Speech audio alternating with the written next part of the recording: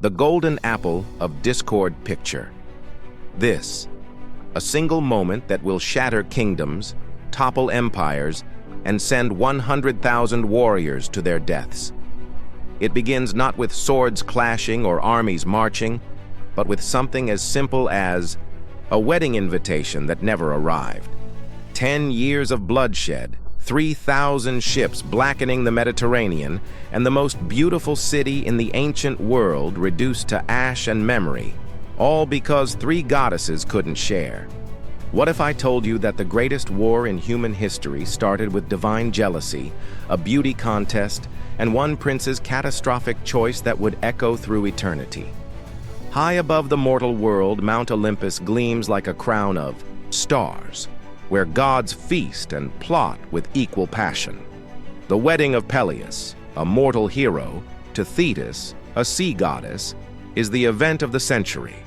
Every deity has been invited to celebrate this union that will one day produce the greatest warrior who ever lived. But there's one conspicuous absence from the guest list: Eris, the goddess of discord, whose very presence turns celebration into chaos. Feeling the sting of exclusion burning in her immortal heart, Eris devises a revenge so elegant and terrible that it will make mortals weep for generations. She crafts a golden apple of impossible beauty, inscribes it with 3 simple words that will doom Troy, and rolls it into the wedding feast like a grenade made of pride and vanity. The apple bears the inscription Callisti for the fairest, and immediately the divine celebration transforms into a battlefield of egos. 3 goddesses, each believing themselves the most beautiful being in creation, reach for the prize simultaneously. Hera, queen of the heavens and wife of Zeus, whose beauty commanded the respect of gods and mortals alike. Athena, the gray-eyed, goddess of wisdom and warfare, whose perfect features reflected her brilliant mind. And Aphrodite, born from sea foam and desire, whose beauty could drive men to madness and women to despair. Each goddess stands with divine radiance blazing around them like armor, each absolutely certain that the apple belongs to them and them alone. But even Zeus, king of the gods and master of thunder, refuses to judge between his wife, his daughter, and his niece. The political implications alone could shatter Olympus, and the personal consequences might be even worse.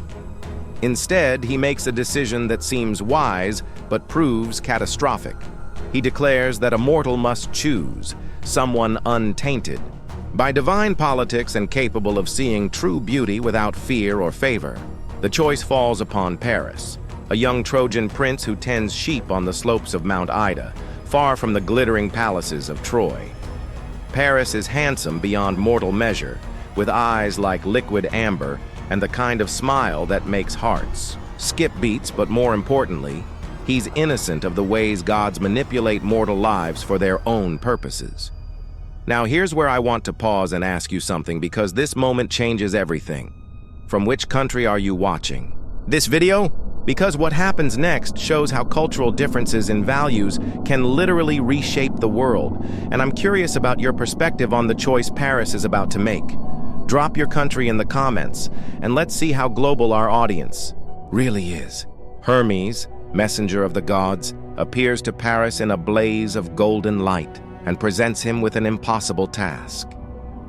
3 goddesses materialize before the young shepherd, each more magnificent than anything mortal eyes have ever beheld, each radiating power that makes the very air shimmer with possibility. But they don't simply stand there expecting him to judge their appearance.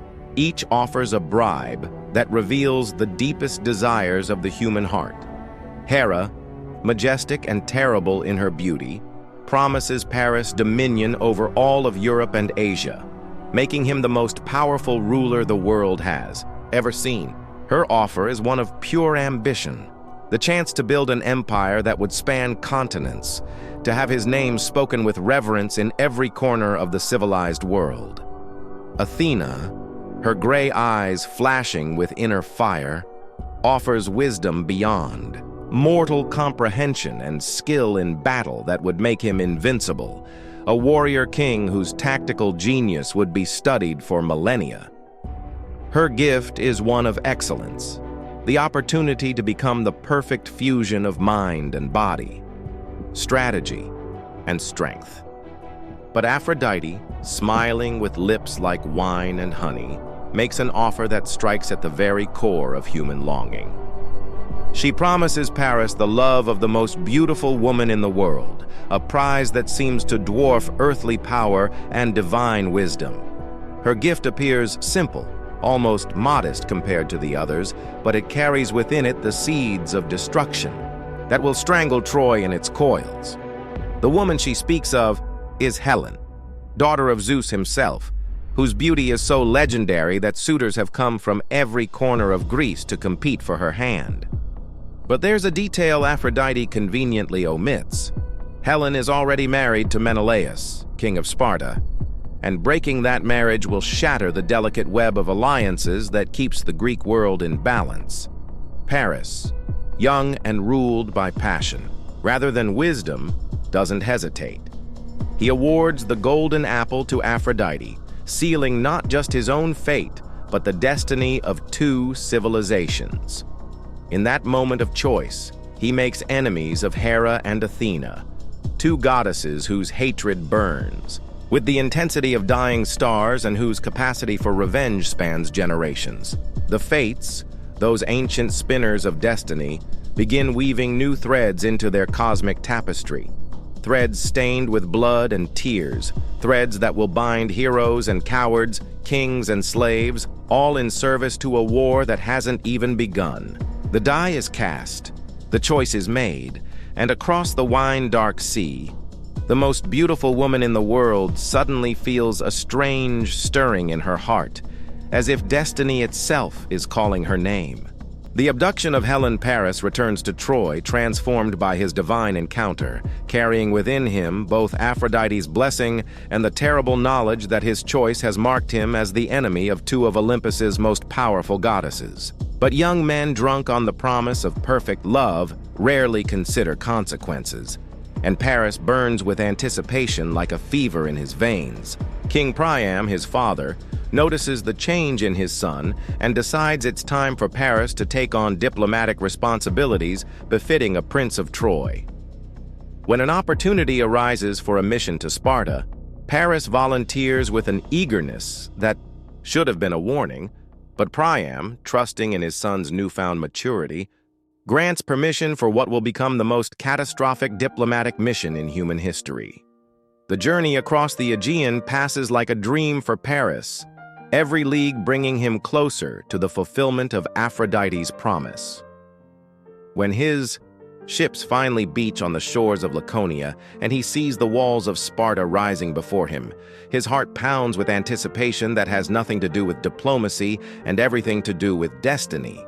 Menelaus, king of Sparta and husband to Helen, receives the Trojan prince with all the honor due to royal blood and foreign nobility. The laws of hospitality are sacred in the ancient world. A guest is under the protection of Zeus himself, and to harm or betray a host is to invite divine wrath.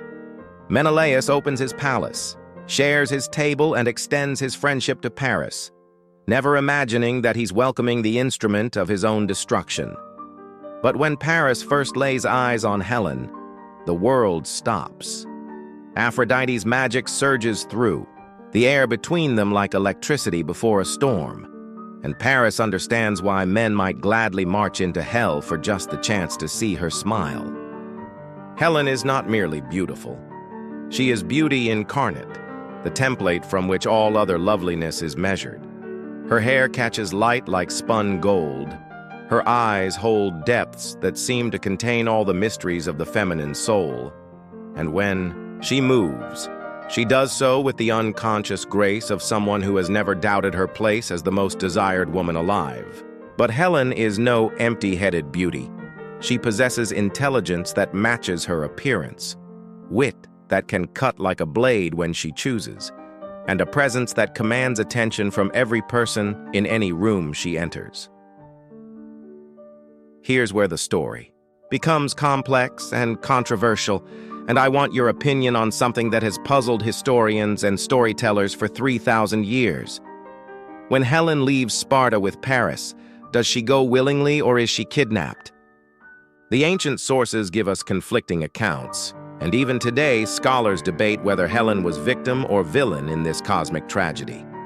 Some versions say Aphrodite's spell stripped away her free will, making her as much a victim as anyone else. Others suggest she fell genuinely in love with Paris and chose passion over duty. Still others claim Paris took her by force while Menelaus was away. What do you think? Was Helen responsible for the war that followed, or was she just another casualty of divine manipulation? Drop your thoughts in the comments. I genuinely want to know how different cultures view her choice. The truth probably lies somewhere between all these versions, in that gray area where divine influence meets human desire and free will becomes as fragile as morning mist. What we know for certain is that when Menelaus returns from Crete, where urgent business had called him away, he finds his palace empty of the two most precious things in his life, his wife and his honor. Helen has vanished, along with Paris and a substantial portion of the royal treasury, leaving behind only servants too terrified to speak and a daughter who will grow up never knowing why her mother abandoned her for a foreign prince. Menelaus's rage, when it finally erupts, shakes the very foundations of Sparta. This is not just personal betrayal, but political catastrophe. Helen's abduction is an act of war against not just Sparta, but the entire Greek Confederation. But more than that, it's a violation of something deeper than politics, something that strikes at the heart of masculine pride and honor. Menelaus has been made to look like a fool in front of his own people and his allied kings, cuckolded by a pretty boy prince who repaid hospitality with theft and betrayal. The humiliation burns in his chest like acid, and he knows that if he doesn't act decisively, his kingdom and his reputation will never recover. But Menelaus is not just any aggrieved husband. He has resources that most men can only dream of. Years earlier, when Helen came of age and every eligible king in Greece sought her hand, her stepfather Tyndareus had been faced with an impossible choice. How do you give one woman to one man when dozens of powerful suitors are competing for her? The rejected kings might unite against the chosen one, or they might turn their disappointment into civil war that could tear Greece apart. Tyndareus' solution was brilliant in its simplicity. He made every suitor swear a sacred oath before the gods that whoever married Helen, all the others would defend that marriage against any threat. They swore on the blood of sacrificed horses and called down divine curses upon any who broke their word. Now Menelaus calls in that ancient debt, sending messengers racing across Greece to remind every king and prince of their sacred obligation. The response is swift and overwhelming. No one wants to face the wrath of the gods by breaking an oath sworn in blood. From Mycenae comes Agamemnon, Menelaus's brother and the most powerful king in Greece, a man whose ambition matches his considerable abilities. From Salamis comes Ajax the Great, a warrior so massive and skilled that he fights like a walking fortress made of muscle and bronze. From Argos comes Diomedes, beloved of Athena, and one of the finest warriors of his generation. From Ithaca comes Odysseus, whose reputation for cleverness is matched only by his skills as a strategist and diplomat. But one name stands above all others in terms of both fame and necessity: Achilles, son of the sea goddess Thetis and the mortal hero Peleus. Achilles is not just the greatest warrior alive, he's the greatest warrior who will ever live, a man whose speed and strength exist on the borderline between mortal and divine. Without Achilles, the expedition against Troy will be merely difficult. Without him, it might well be impossible. But Achilles knows a prophecy that chills his divine blood. If he goes to Troy, he will win glory beyond measure, but never see his homeland again. If he stays in Greece, he will live a long and peaceful life but be forgotten by history. The Choice between a long life and eternal fame will haunt him until the moment he makes his decision. The gathering storm of Greek vengeance begins to take shape as ships and warriors converge on the port of Aulis. What started as one man's personal betrayal is becoming the largest military expedition the world has ever seen. The die has been cast. The oaths have been called in, and across the Aegean, Troy prepares for a siege that will test every wall, every warrior, and every bond of loyalty within its ancient stones.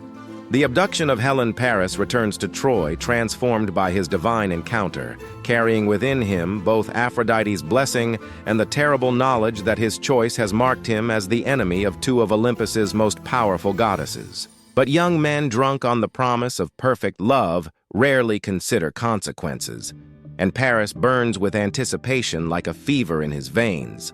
King Priam, his father, notices the change in his son and decides it's time for Paris to take on diplomatic responsibilities befitting a prince of Troy. When an opportunity arises for a mission to Sparta, Paris volunteers with an eagerness that should have been a warning, but Priam, trusting in his son's newfound maturity, grants permission for what will become the most catastrophic diplomatic mission in human history. The journey across the Aegean passes like a dream for Paris, every league bringing him closer to the fulfillment of Aphrodite's promise. When his ships finally beach on the shores of Laconia and he sees the walls of Sparta rising before him, his heart pounds with anticipation that has nothing to do with diplomacy and everything to do with destiny. Menelaus, king of Sparta and husband to Helen, receives the Trojan prince with all the honor due to royal blood and foreign nobility. The laws of hospitality are sacred in the ancient world. A guest is under the protection of Zeus himself, and to harm or betray a host is to invite divine wrath. Menelaus opens his palace, shares his table, and extends his friendship to Paris, never imagining that he's welcoming the instrument of his own destruction. But when Paris first lays eyes on Helen, the world stops. Aphrodite's magic surges through, the air between them like electricity before a storm, and Paris understands why men might gladly march into hell for just the chance to see her smile. Helen is not merely beautiful. She is beauty incarnate, the template from which all other loveliness is measured. Her hair catches light like spun gold. Her eyes hold depths that seem to contain all the mysteries of the feminine soul. And when she moves, she does so with the unconscious grace of someone who has never doubted her place as the most desired woman alive. But Helen is no empty-headed beauty. She possesses intelligence that matches her appearance, wit that can cut like a blade when she chooses, and a presence that commands attention from every person in any room she enters. Here's where the story becomes complex and controversial, and I want your opinion on something that has puzzled historians and storytellers for 3,000 years. When Helen leaves Sparta with Paris, does she go willingly or is she kidnapped? The ancient sources give us conflicting accounts, and even today, scholars debate whether Helen was victim or villain in this cosmic tragedy. Some versions say Aphrodite's spell stripped away her free will, making her as much a victim as anyone else. Others suggest she fell genuinely in love with Paris and chose passion over duty. Still others claim Paris took her by force while Menelaus was away. What do you think? Was Helen responsible for the war that followed, or was she just another casualty of divine manipulation? Drop your thoughts in the comments. I genuinely want to know how different cultures view her choice. The truth probably lies somewhere between all these versions, in that gray area where divine influence meets human desire and free will becomes as fragile as morning mist. What we know for certain is that when Menelaus returns from Crete, where urgent business had called him away, he finds his palace empty of the two most precious things in his life, his wife and his honor. Helen has vanished, along with Paris and a substantial portion of the royal treasury, leaving behind only servants too terrified to speak and a daughter who will grow up never knowing why her mother abandoned her for a foreign prince. Menelaus's rage, when it finally erupts, shakes the very foundations of Sparta. This is not just personal betrayal, but political catastrophe.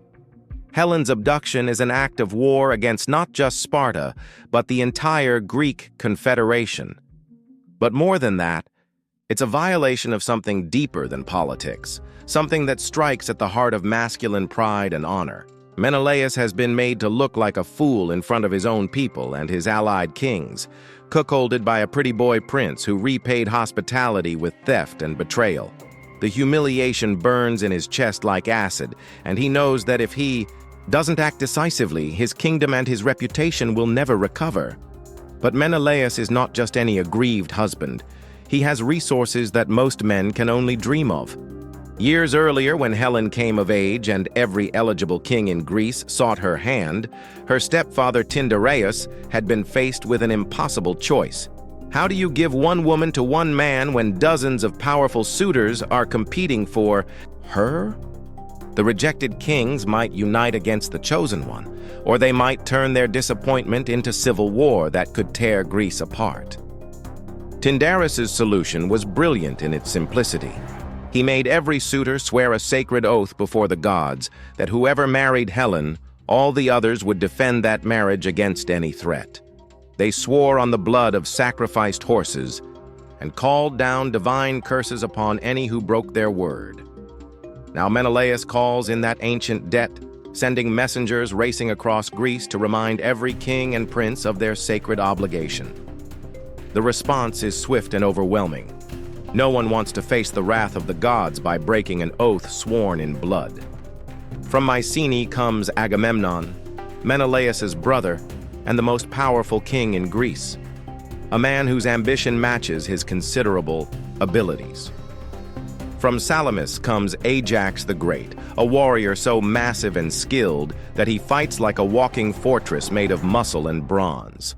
From Argos comes Diomedes, beloved of Athena, and one of the finest warriors of his generation. From Ithaca comes Odysseus, whose reputation for cleverness is matched only by his skills as a strategist and diplomat.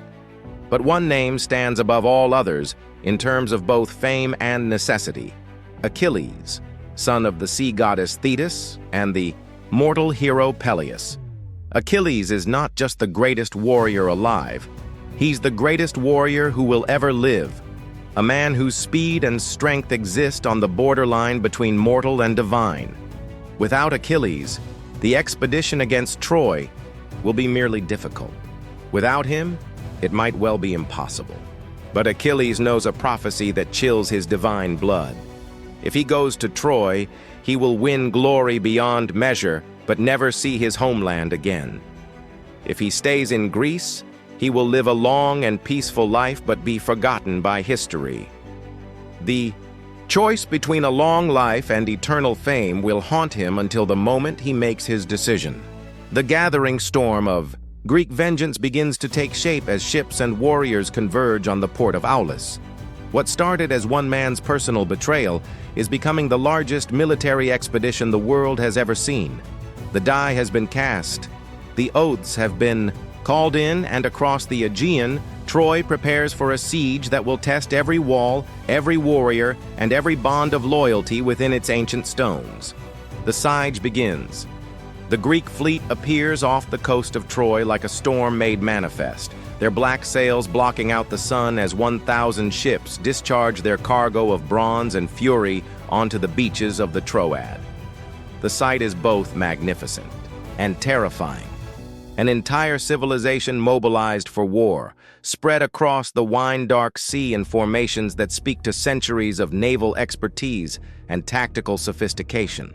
From the walls of Troy, watchers can see the methodical precision with which the Greeks established their beachhead, transforming what was once peaceful coastline into the staging ground for a siege that will drag on for 10 bloody years.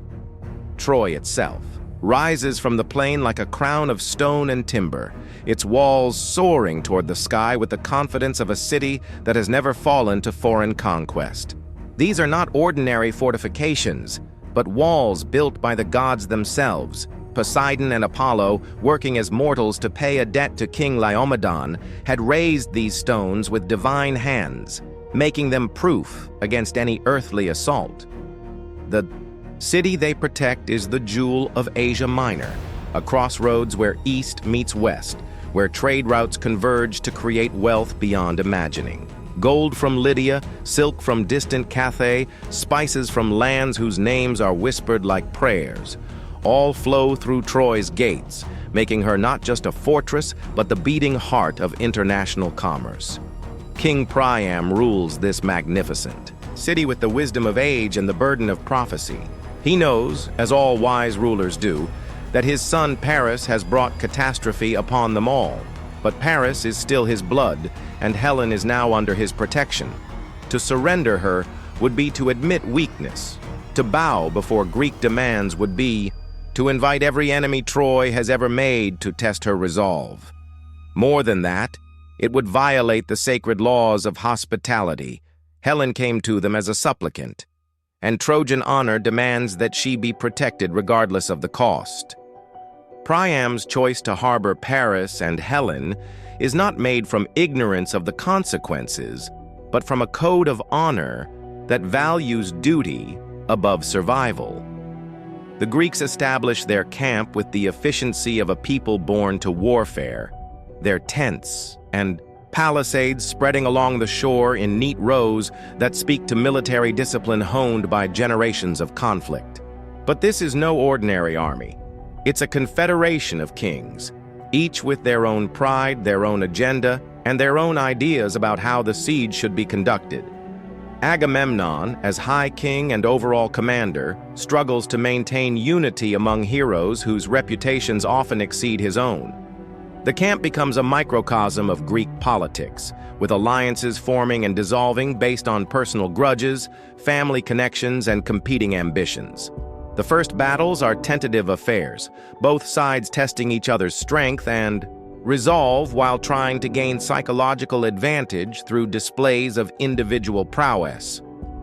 This is warfare as the ancient world understood it, not the anonymous slaughter of later ages, but combat where heroes could still change the tide of battle through personal valor and divine favor. Single combats between champions become rituals of honor as much as tactical necessities, with both armies gathering to watch their greatest warriors prove their worth in duels that will be remembered in song long after the participants have returned to dust.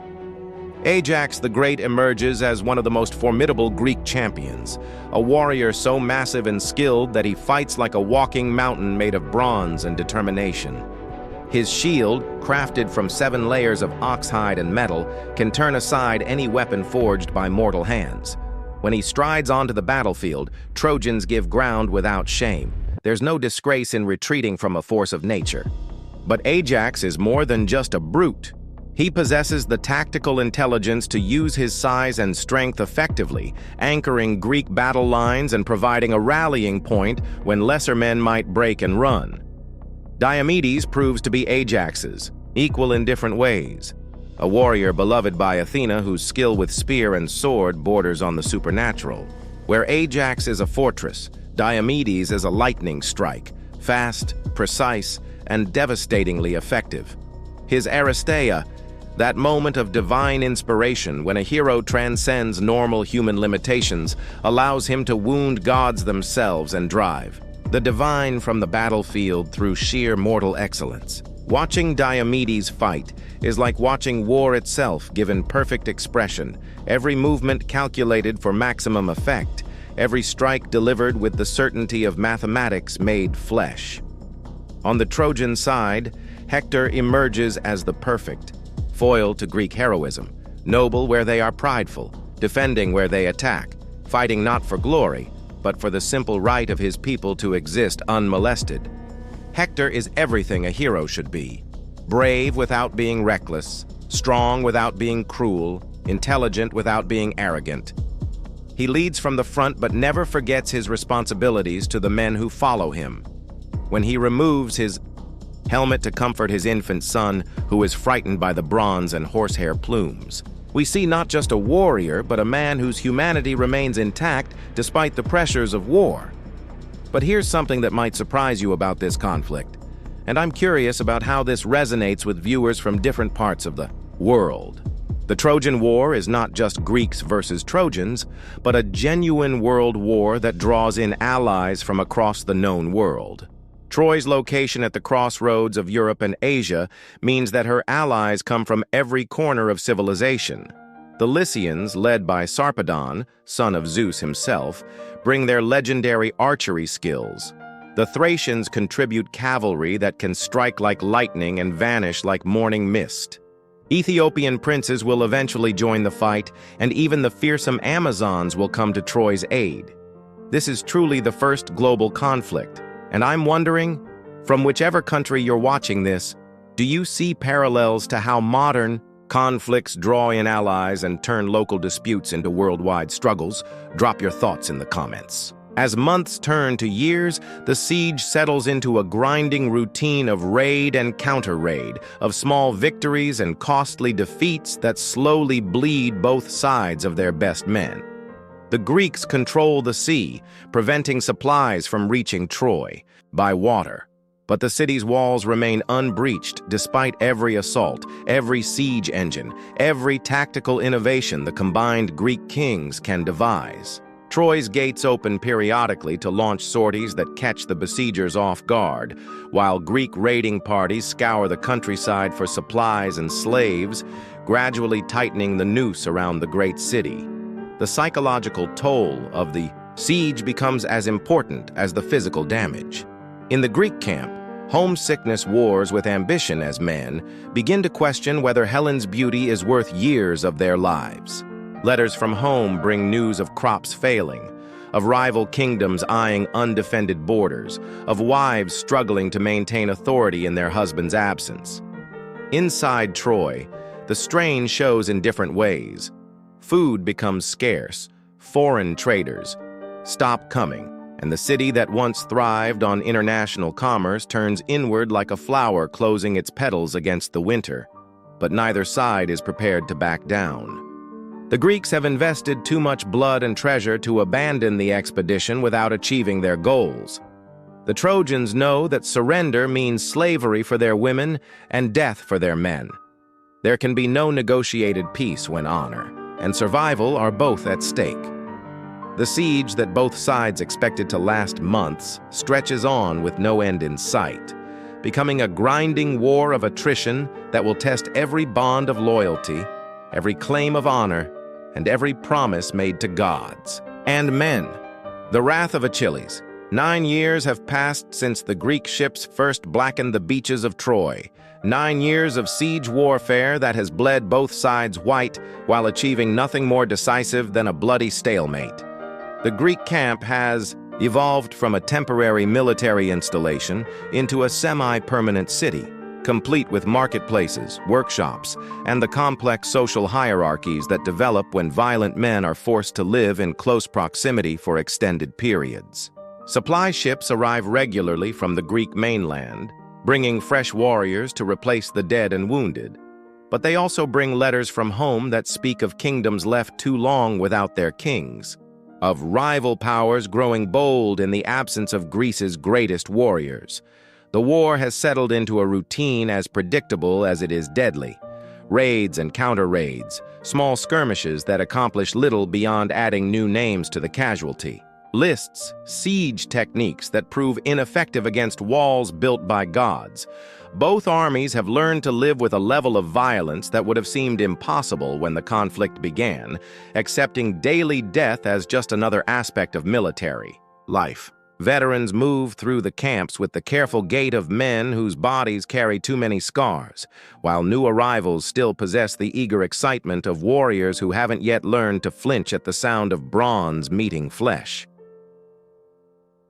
The political dynamics within the Greek coalition have grown increasingly complex as the siege drags on without decisive victory. Agamemnon, as High King and nominal commander of the expedition, struggles to maintain authority over heroes whose individual reputations often eclipse his own.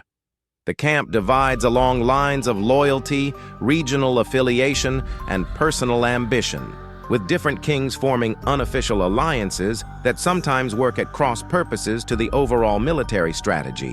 What began as a unified Greek response to Trojan aggression has evolved into something more resembling a collection of independent war bands united by little more than shared enemies and mutual convenience. Achilles has emerged not just as the Greeks' greatest warrior, but as an alternative center of power that challenges Agamemnon's leadership through sheer force of personality and combat effectiveness. The Myrmidons follow their king with the kind of absolute loyalty that can only be earned through shared danger and demonstrated competence, and other Greek warriors increasingly look to Achilles for inspiration when their own leaders fail to provide it. This creates a tension that crackles through the camp like electricity before a storm. Two strong men, each accustomed to command, forced to work together despite fundamentally different approaches to leadership and war. The crisis that will shatter the Greek war effort begins with what seems like a minor incident: the capture of Chryseis, daughter of Chryses, a priest of Apollo who serves the god at his temple in nearby Cressy. Agamemnon claims her as his personal prize, as is his right as commander of the expedition, but her father arrives at the Greek camp carrying the sacred symbols of his office and offering a substantial ransom for her return. The priest's plea is both personal and religious. He begs not just as a father, but as Apollo's servant, warning that the god will not tolerate the enslavement of one under his protection. Agamemnon's refusal to accept the ransom reveals the pride and arrogance that have been building within him throughout the long siege. He not only rejects the priest's offer, but does so with public humiliation, threatening Chryses with violence if he dares to return and boasting that Chryseis will serve him in his bed for years to come. It's a display of power designed to reinforce his authority, but it demonstrates a fundamental misunderstanding of the relationship between mortals and gods that will prove catastrophic for the entire Greek army. Apollo's response is swift and terrible. The god appears above the Greek camp like a storm cloud made of divine wrath, his silver bow singing as he sends plague arrows raining down upon the army. The pestilence that follows is unlike anything the Greeks have experienced. Men sicken and die within hours of showing symptoms, their bodies piling up faster than the living can burn them. The disease spreads through the crowded camp with the inevitability of wildfire, showing no respect for rank or reputation. Common soldiers and noble heroes die with equal agony, while the gods' arrows seek out new victims with unerring accuracy. For 9 days, Apollo's plague ravages the Greek army while Agamemnon refuses to admit that his treatment of Chryses might be responsible for their suffering. The death toll mounts until even the most loyal supporters of the High King begin to question his judgment. And finally, Achilles takes matters into his own hands. He calls for an assembly of the entire army, demanding that they consult Calchas, the prophet, to learn why the gods have turned against them. It's a direct challenge to Agamemnon's authority, delivered in front of the entire expedition, and it sets the stage for a confrontation that will change the course of the war. Calchas, protected by Achilles' promise of safety, reveals the truth that everyone has suspected but no one dared speak. Apollo's plague will continue until Chryseis is returned to her father without ransom, and Agamemnon must make additional sacrifice to appease the god's anger. The revelation forces Agamemnon into an impossible position where admitting error means losing face before the entire army. But continuing to defy Apollo means watching his expedition dissolve into a plague-ridden ruin. Faced with this choice, he agrees to return Chryseis, but demands compensation in the form of another prize of equal value. This is where the personal becomes political, and the political becomes catastrophic. Agamemnon, his pride wounded by being forced to surrender his prize, announces that he will take Briseis, Achilles' beloved concubine, and the symbol of his greatest military achievements. It's a decision that reveals everything wrong with Agamemnon's leadership: petty, vindictive, and calculated to humiliate the one man whose support is essential to Greek victory. More than that, it violates the fundamental warrior code that governs the distribution of spoils based on merit and achievement rather than political rank. Achilles' reaction is volcanic. This is not just theft, but a public insult designed to diminish his status before the entire army. When Agamemnon's heralds come to claim Briseis, Achilles allows them to take her without resistance. But his restraint in that moment is more terrifying than rage would have been. He treats the heralds with courtesy because they're simply following orders, but his message to Agamemnon is clear. This violation of honor will not be forgotten or forgiven. The confrontation between the two greatest leaders of the Greek expedition takes place before the assembled army, and it quickly escalates beyond the immediate dispute over Briseis to encompass all the frustrations and resentments that have been building throughout the long siege. Achilles accuses Agamemnon of cowardice, pointing out that while others fight and die, the High King stays safely behind the lines accumulating prizes he hasn't earned. Agamemnon responds by asserting his royal prerogatives and threatening to take prizes from other kings if Achilles continues to challenge his authority, transforming a personal dispute into a constitutional crisis that threatens the entire expedition. The moment when Achilles draws his sword is one of the most pivotal in human history. For an instant, that seems to last forever.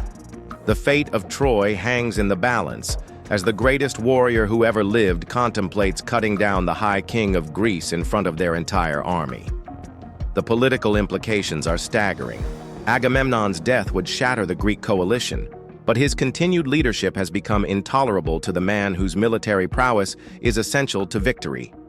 It's only the intervention of Athena, appearing invisible to all but Achilles, that prevents regicide and civil war from destroying the expedition before Troy's walls. Instead of violence, Achilles chooses a revenge far more devastating than any sword stroke could have been. He makes a vow before the assembled army, calling upon the gods to witness his words, that neither he nor his Myrmidons will take any further part in the war until Agamemnon comes before him as a supplicant, begging for the aid he has spurned. It's a decision born of wounded pride, but justified by genuine grievance, and its consequences will ripple outward to touch every participant in this cosmic tragedy. Here's where I want to ask you something that goes to the heart of leadership and loyalty. Have you ever been in a situation where your principles conflicted with your responsibilities to a larger group? Achilles knows that his withdrawal will cost Greek lives, but he also knows that tolerating Agamemnon's behavior will undermine the very values that make their society worth defending. From whichever country you're watching this, you've probably seen similar conflicts between individual conscience and collective needs. What would you do in Achilles' position? Would you swallow your pride for the greater good, or would you stand on principle regardless of the cost? Let me know in the comments what you think the right choice would be. The immediate impact of Achilles' withdrawal is psychological as much as military. The Myrmidons, those elite warriors whose discipline and skill have anchored the Greek battle line for 9 years, retreat to their ships and refuse to participate in any military action. But more devastating is the loss of Achilles himself. His presence on the battlefield has been worth entire battalions. His repute, the death of Patroclus.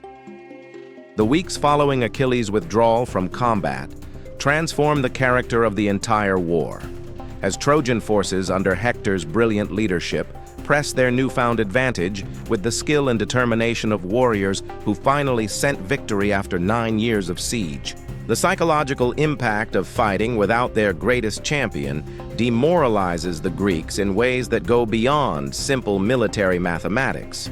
Achilles was more than just a warrior.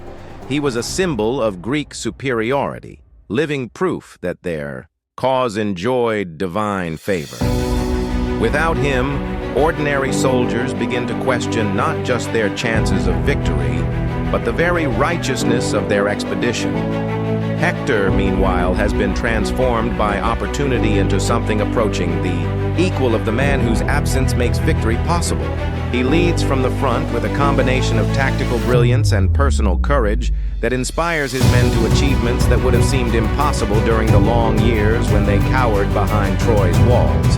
His attacks are precisely coordinated, exploiting weaknesses in Greek formations that have become apparent only now that Achilles no longer anchors their battle line. For the first time since the siege began, Trojan warriors advance across the plain with the confidence of men who believe they cannot be defeated. The tide of war shifts so dramatically that within a matter of weeks, the Greeks find themselves fighting not for conquest, but for survival. Hector's forces drive them back, step by bloody step, reclaiming ground that has been contested for years, and pushing toward the beach where the Greek ships lie drawn up like beached whales. The prospect of losing their fleet, and with it, any hope of returning home, galvanizes the Greeks into desperate resistance. But desperation is a poor substitute for the tactical advantages that Achilles' presence had provided. From his position, near the Myrmidon ships, Achilles watches the unfolding disaster with the complex emotions of a man whose principles are at war with his compassion. Every Greek death weighs on his conscience, but surrendering to Agamemnon's demands would validate the kind of leadership that reduces honor to a commodity and treats warriors as interchangeable resources. He has made his choice and must live, with its consequences. Even when those consequences include watching friends and allies die for want of his intervention. But Patroclus, Achilles' closest friend, and the man who understands him better than anyone else in the world, cannot bear the sight of Greek suffering any longer. Patroclus occupies a unique position in Achilles' life. He is companion, confidant, and in many ways the keeper of Achilles' conscience, the person who can see past the divine armor and godlike abilities to the human heart that still beats beneath. When he approaches Achilles with tears streaming down his face, begging for permission to enter the battle, he speaks not as a subordinate requesting orders, but as a friend appealing to whatever humanity remains in a heart hardened by pride and principle. Patroclus' proposal is elegant in its simplicity. Let him wear Achilles' armor and lead the Myrmidons into battle, creating the illusion that the great hero has returned to the fight. The psychological impact alone might be enough to break the Trojan assault, while the military reality of fresh troops entering the battle at a crucial moment could turn potential disaster into renewed Greek advantage. It's a plan that offers Achilles a way to save his countrymen without surrendering his principles, a compromise that might preserve both Greek lives and his own honor. The sight of Patroclus weeping over Greek casualties finally breaks through Achilles' resolve in ways that diplomatic missions and royal bribes could never manage. This is the power of personal loyalty over political calculation, the triumph of love over pride that makes heroes human and humans heroic. Achilles agrees to the deception, but with strict limitations that reveal both his tactical understanding and his growing sense of foreboding. Patroclus must content himself with driving the Trojans from the ships, then return immediately rather than pursuing them toward the city walls. The transformation of Patroclus into a mirror image of Achilles is both magnificent and terrible to witness. The divine armor fits him as if it were made for his body. The legendary shield becomes an extension of his will, and the famous spear seems eager for battle in his hands. But this is still mortal flesh beneath divine bronze, human reflexes supporting superhuman equipment, and the gap between appearance and reality will prove crucial when the deception faces its ultimate test. When Patroclus leads the Myrmidons onto the battlefield, the effect is everything that had been hoped for and more. Trojan warriors, seeing what they believe to be Achilles advancing toward them in all his terrible glory, break and run without shame. There is no dishonor in retreating from a force that transcends ordinary human limitations. The psychological, Impact ripples through both armies as Greeks suddenly remember what victory feels like, while Trojans confront the reality that their brief advantage has been swept away by the return of their greatest enemy. But Patroclus, intoxicated by the power he wields and the adulation he receives, makes the fatal error that Achilles had warned against. He pursues the fleeing Trojans beyond the ships, beyond the Greek fortifications, all the way to the walls of Troy itself. In those moments, he is no longer fighting as Patroclus disguised as Achilles, but trying to become Achilles himself, to achieve in single combat the kind of glory that has always seemed reserved for his more gifted friend. Here's something I want you to think about, and this applies to everyone watching, regardless of where in the world you are. Have you ever found yourself trying to be someone else, taking on a role or persona that didn't quite fit who you really were? Patroclus is living out a fantasy that many of us have experienced, the chance to step into someone else's shoes and see if we can measure up to their accomplishments. But there's a tragic element to his success, because the better he fights, the more he forgets the limitations that define him as merely human. What do you think drives people to take risks that exceed their capabilities? Drop your thoughts in the comments. The intervention of Apollo proves that the gods have not forgotten the true identity of the warrior wearing Achilles' armor. The bow? God strikes Patroclus with divine confusion, stripping away his supernatural protection and leaving him vulnerable at the worst possible moment. The bronze armor that had seemed invincible suddenly becomes merely metal. The legendary spear, nothing more than wood and bronze in mortal hands. Patroclus, revealed as human after all, faces the full weight of Trojan vengeance without the divine favor that had made his disguise effective. Hector, seizing the opportunity that Apollo has provided, drives his spear through Patroclus's chest, with a thrust that carries all the frustration of 9 years spent fighting a war he cannot win. The irony is devastating.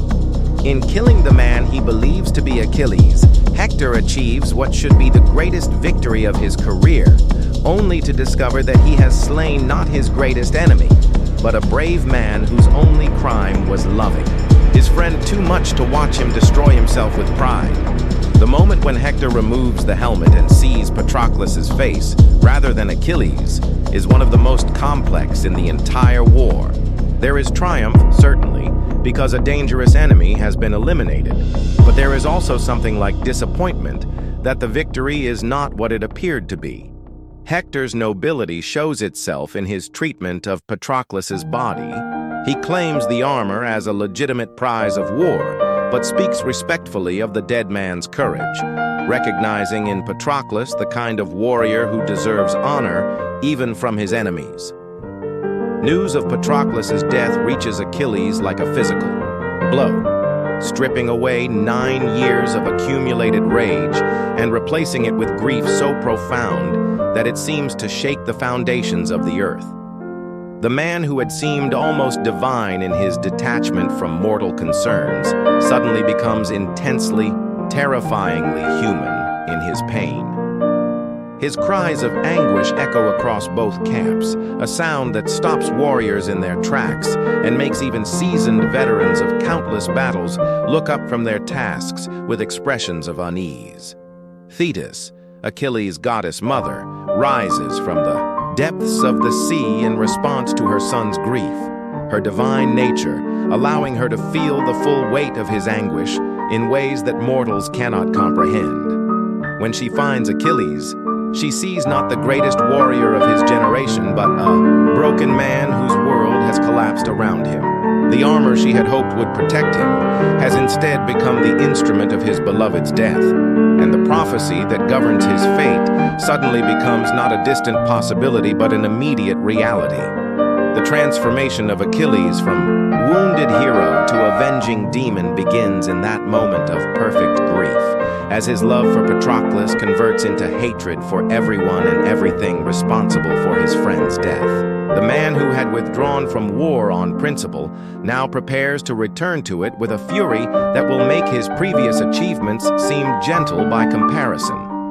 The wrath of Achilles is about to be unleashed upon Troy, and neither human courage nor divine intervention will be enough to turn aside the storm that is coming. The return of Achilles. The grief that consumes Achilles transcends ordinary human emotion, becoming something elemental and terrible that transforms the greatest warrior who ever lived into an avatar of vengeance itself. His mourning for Patroclus is not the private sorrow of a man who has lost a friend, but a cosmic howl of rage that seems to shake the very foundations of reality. The other Greeks, hearing his lamentations echo across the camp, understand instinctively that they are witnessing something beyond normal human experience, the birth of a force that will reshape the war and perhaps the world itself. Thetis, his sea goddess mother, recognizes that her son has crossed a threshold from which there can be no return. The choice between a long life and eternal glory, which had once seemed like a distant philosophical question, has become immediate and inevitable.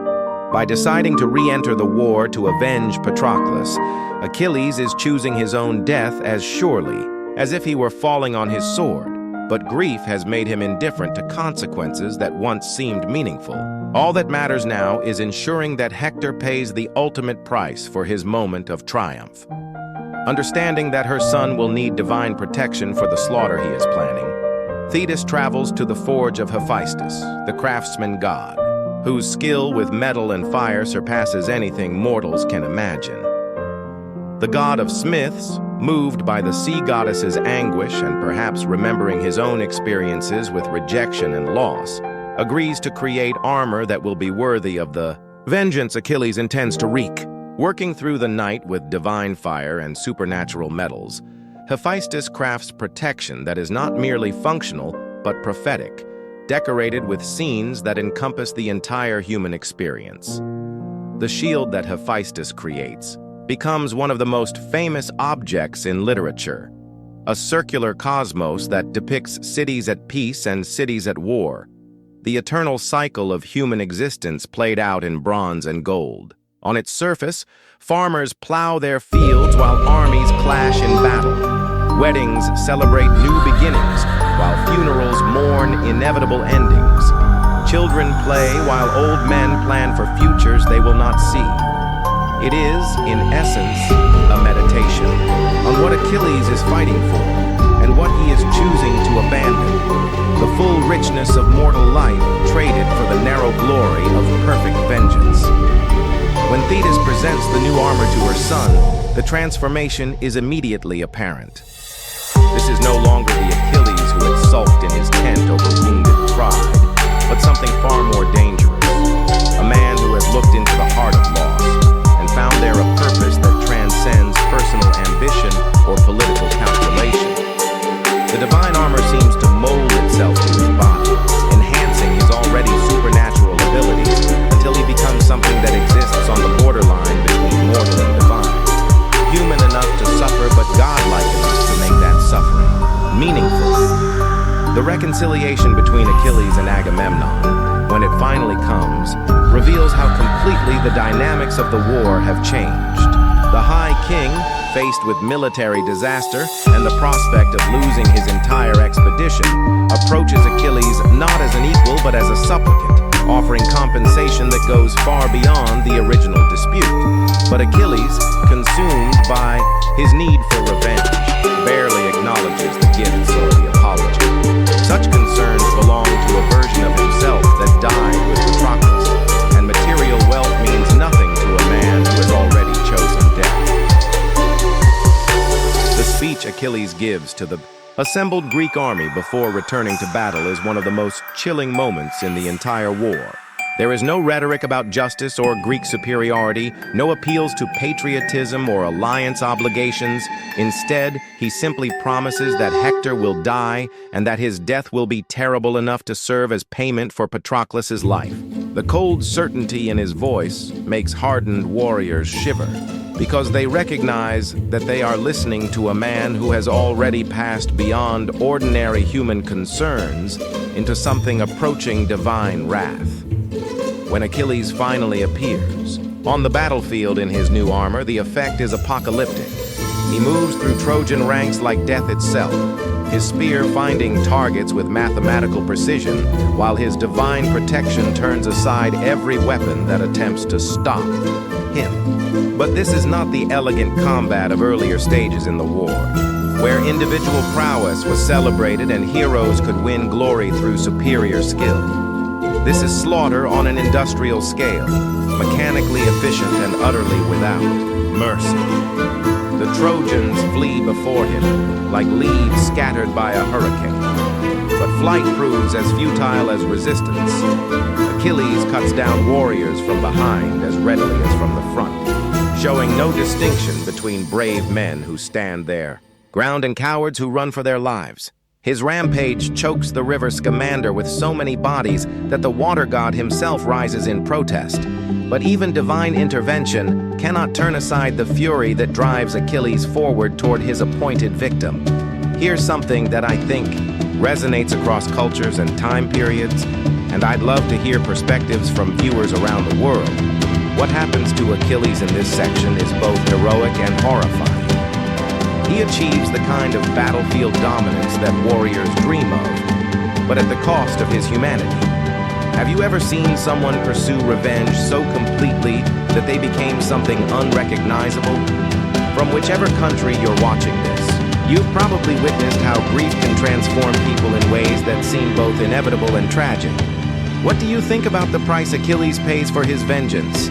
Let me know in the comments. The confrontation between Achilles and Hector, when it finally comes, carries the weight of everything that has led to this moment. 9 years of siege, countless deaths, the transformation of noble warriors into instruments of destruction. Hector stands alone before the gates of Troy, knowing that he must face an opponent who has transcended normal human limitations, but understanding that flight would mean abandoning everything he has spent his life defending. His wife Andromache and infant son Astyanax watch from the walls, along with his parents and the entire population of the city that depends on his protection. The psychological moment when Hector's courage briefly fails him is one of the most human touches in the entire epic. Even the greatest heroes experience fear when confronted with forces beyond their comprehension, and Hector's instinctive flight around the walls of Troy makes him more, rather than less, sympathetic. He runs not from cowardice, but from the natural, human recognition that some opponents cannot be defeated through conventional means, that Achilles has become something that exists outside the normal rules of combat. But Athena's intervention, appearing to Hector in the form of his brother Deiphobus and convincing him to make his stand, demonstrates how the gods manipulate human affairs to achieve their own ends. The deception is cruel in its effectiveness, giving Hector false confidence at the moment when he needs genuine divine aid. When he turns to face Achilles, believing he has support that doesn't exist, he does so with the dignity of a man who accepts his fate but refuses to meet it on his knees. Their duel is less a contest between equals than an execution dressed up as single combat. Achilles, in his divine armor and supernatural fury, possesses advantages that make the outcome inevitable from the first spear thrust. But Hector's courage in facing impossible odds transforms what could have been mere slaughter into something approaching tragedy. The death of a good man whose only crime was defending his family and city against invaders who have forgotten why they came. The moment when Achilles' spear finds the gap in Hector's armor and pierces his throat is the climax toward which the entire war has been building. But Achilles' revenge does not end with his enemy's death. He ties Hector's body to his chariot and drags it around the walls of Troy while the entire population watches in horror. A violation of civilized warfare that demonstrates how completely vengeance has consumed his humanity. The hero who once fought for glory and honor now desecrates corpses, driven by grief to acts that diminish rather than enhance his reputation. For 11 days, Achilles drags Hector's body around Patroclus's tomb, as if the physical abuse of his enemy's corpse could somehow balance the spiritual wound that Patroclus's death has carved in his soul. But repetition cannot restore meaning to an act of desecration. and eventually even Achilles begins to understand that his revenge has become meaningless ritual rather than meaningful resolution. The gods themselves grow disgusted with his behavior, recognizing that honor requires respect for the dead regardless of the passions that govern the living. The transformation begins when King Priam, guided by divine inspiration and protected by Hermes, makes his way through the Greek camp to Achilles' tent. The old king's courage in placing himself at the mercy of his son's killer demonstrates the kind of nobility that war tends to destroy, and his presence forces Achilles to confront what he has become. When Priam kisses the hands that killed Hector, begging for his son's body with the dignity that only comes from accepting complete powerlessness, he reminds Achilles of his own father and the grief that awaits every parent who sends a child to war. Their conversation becomes a meditation on loss, mortality, and the price of glory that transcends the immediate circumstances of the siege. Both men have been marked by the war in ways that will never heal. Priam has lost his greatest son, while Achilles has sacrificed his humanity for a vengeance that brings no real satisfaction. In agreeing to return Hector's body and grant a truce for the funeral, Achilles takes the first step back toward the nobility that grief and rage had almost destroyed forever. The fall of heroes.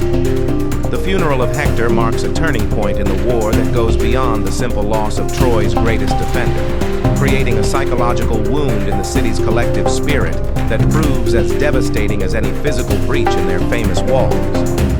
For 9 years, the Trojans had endured siege and suffering with the confidence that comes from knowing their finest warrior stood between them and destruction. But Hector's death strips away that security and forces them to confront the reality that their resources are finite, while Greek reinforcements continue arriving from across the Mediterranean. The elaborate funeral rites that Priam arranges for his son serve multiple purposes beyond simple mourning. They demonstrate Troy's continued wealth and sophistication to enemies who have assumed that the siege has reduced the city to desperation. They provide a rallying point for Trojan morale at a moment when collapse seems possible, and they offer the population a chance to grieve collectively for all the losses they have sustained throughout the long war. But beneath the pageantry and public displays of strength, everyone understands that something irreplaceable has been lost, that the war has entered a new phase where survival rather than victory has become the primary objective. Achilles, meanwhile, finds that killing Hector has brought him no peace, no resolution to the grief that continues to consume him like a slow-burning fire.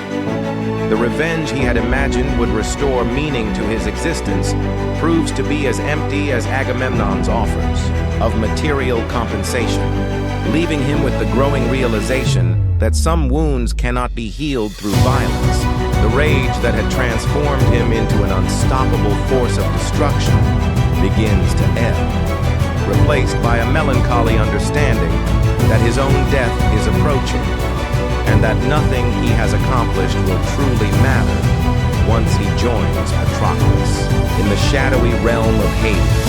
But Troy's enemies are not content to rely solely on Greek arms to achieve their victory, and the period following Hector's death sees the arrival of allies whose exotic origins and fighting techniques inject new elements into what has become a predictable pattern of siege and sorting.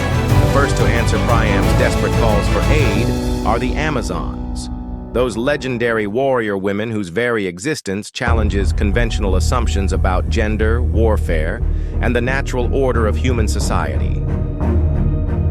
Penthesilea, queen of the Amazons, arrives with her band of female warriors like a force of nature given human form, her beauty matched only by her skill with spear and sword. The psychological impact of her presence on the battlefield is enormous. Greek warriors, accustomed to fighting men whose motivations and methods they understand, find themselves facing opponents whose very existence seems to violate the fundamental categories through which they organize the world. The Amazons fight with a combination of technique and fury that proves devastatingly effective against enemies who hesitate to use full force against women, regardless of how dangerous those women might be. The single combat between Achilles and Penthesilea becomes one of the most tragic episodes in the entire war, a confrontation that reveals the hollowness at the heart of military glory. Achilles, still driven by his need to validate his choice of vengeance over reconciliation, accepts the challenge with the grim professionalism that has characterized all his actions since Patroclus' death. But when his spear pierces Penthesilea's breast and she falls dying at his feet, their eyes meet in a moment of recognition that transforms triumph into tragedy. In that instant of eye contact, as light fades from Penthesilea's face, Achilles experiences something that military training never prepares warriors to handle. He falls in love with his victim even as she dies, recognizing in her courage and nobility the kind of warrior he might have been if the war had not stripped away his humanity. The irony is devastating. He has finally found someone worthy of the love he gave to Patroclus, but only in the moment when his own actions make that love impossible to express or reciprocate. The arrival of Memnon, Prince of Ethiopia and son of the dawn goddess Eos, represents Troy's last hope for divine intervention in a conflict that has increasingly turned against them. Memnon brings with him not just military skill that approaches Achilles' own level, but the kind of exotic grandeur that makes even war-weary veterans stop and stare in amazement. His armor gleams like captured sunlight. His weapons carry the blessing of his immortal mother, and his very presence on the battlefield reminds everyone that the Trojan War has become a conflict that draws participants from the edges of the known world. The duel between Achilles and Memnon is the last great, single combat of the war, a clash between champions that captures the attention of both armies and the gods themselves. These are warriors operating at the absolute peak of human potential, their skills honed by years of combat and enhanced by divine favor, fighting with the kind of intensity that can only come from the knowledge that defeat means not just personal death, but the collapse of everything they represent. The battle rages across the plain with neither combatant able to achieve decisive advantage, their weapons meeting in combinations of speed and precision that seem to transcend ordinary human limitations. But ultimately, Achilles' experience and the divine armor crafted by Hephaestus prove decisive in ways that raw skill cannot overcome. His spear finds the gap in Memnon's defenses that all truly superior warriors eventually discover in their opponents, not through luck, but through the kind of tactical patience that comes from absolute confidence in one's own abilities. When Memnon falls, Eos weeps tears that become the morning dew, a reminder that even gods mourn when heroes die far from home in service to causes greater than themselves.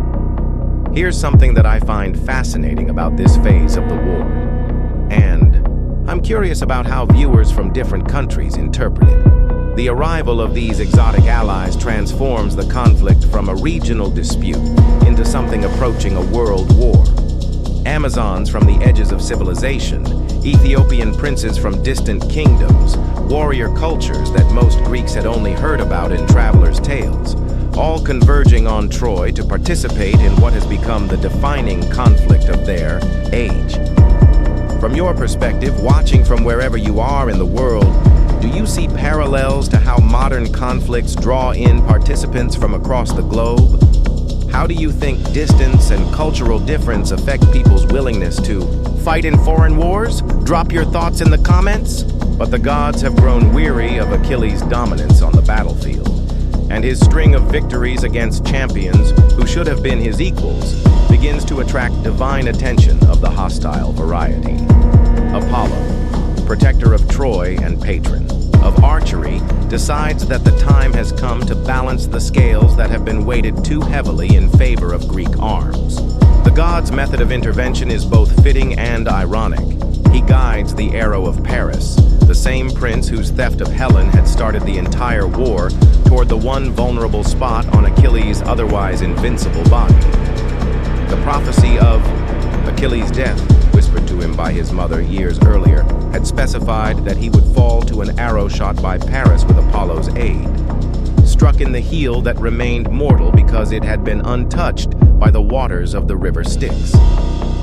The irony of his death is profound. The greatest warrior who ever lived, a man who had defeated every champion sent against him, falls not to superior skill or divine combat, but to a shot from the man whose cowardice and selfishness had caused so much suffering.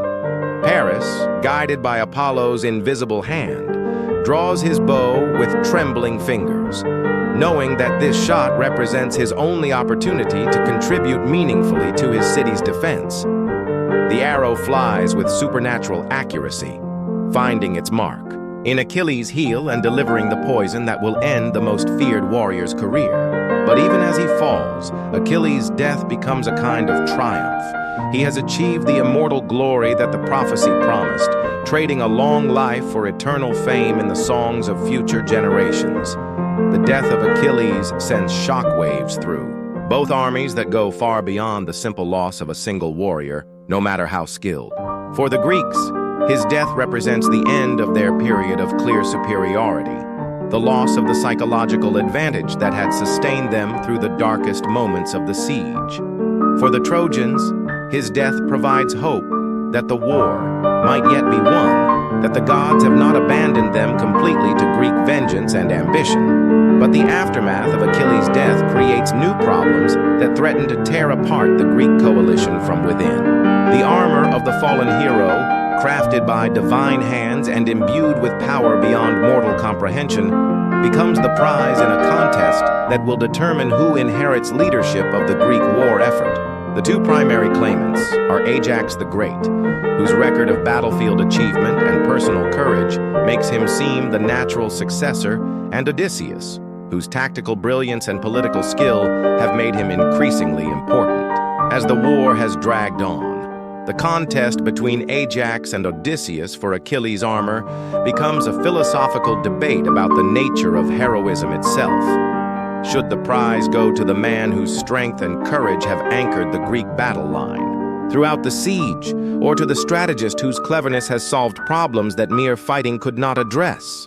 The decision of the Greek leaders to award the armor to Odysseus, based largely on his superior rhetorical skills during the formal debate, represents a shift in values that many traditional warriors find difficult to accept.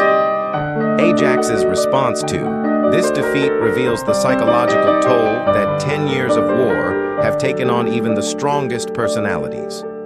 Unable to accept that his lifetime of service and sacrifice has been deemed less valuable than Odysseus's cleverness, he falls into a madness that speaks to the way extended conflict can destroy the very virtues it claims to celebrate. His suicide, falling on his own sword rather than living with what he perceives as dishonor, removes another pillar of Greek military strength at the moment when such losses can least be afforded. Meanwhile, Paris himself falls to a poisoned arrow, shot by Philoctetes, the master archer whose own suffering, abandoned for 10 years on a desert island because of a festering wound, gives his revenge a cosmic appropriateness. The prince whose beauty and charm had caused so much destruction dies in agony, his perfect features twisted by poison, while Helen weeps over the body of the man who had loved her enough to destroy 2 civilizations. The war that had begun with individual heroes achieving glory through personal combat has become something darker and more complex, a grinding machine that consumes the finest representatives of both civilizations while producing victories that feel increasingly hollow. Both sides have lost so many of their best men that simple survival has replaced honor as the primary motivation for continuing the fight. But neither Greeks nor Trojans can find a way to end the conflict that wouldn't represent a betrayal of everyone who has already died in its service. The wooden horse, 10 years of siege warfare have created a stalemate that seems as eternal as the walls of Troy themselves. A grinding war of attrition that has consumed the finest warriors of both civilizations while achieving nothing more decisive than an ever-growing catalog of heroic deaths. The Greeks control the sea and the surrounding countryside, but Troy's divine walls remain unbreached despite every assault, every siege engine, every tactical innovation that the combined Greek kingdoms can devise. The city that Poseidon and Apollo built with their own divine hands continues to defy mortal attempts at conquest. Its massive stones fitted so perfectly that not even the point of a dagger can find purchase between them. Inside Troy, the Lawn. Siege has transformed daily life in ways that would have seemed unimaginable when Paris first brought Helen through the city gates. The great market squares that once bustled with merchants from across the known world now serve as emergency granaries, their exotic goods replaced by carefully rationed supplies that must feed a population swollen by refugees from the surrounding countryside. The palace halls where diplomatic missions once negotiated trade agreements now echo with war councils planning desperate sorties designed more to maintain morale than achieve tactical objectives. Children who were born after the siege began know no world beyond the city walls. Their games centered around toy soldiers and miniature siege engines rather than the peaceful pursuits that had once defined Trojan childhood. The psychological toll on both sides has become as important as the physical damage inflicted by sword and spear. In the Greek camp, homesickness wars constantly with ambition as men receive letters from kingdoms where crops have failed. Rival powers have grown bold, and wives struggle to maintain authority in their husbands' prolonged absence.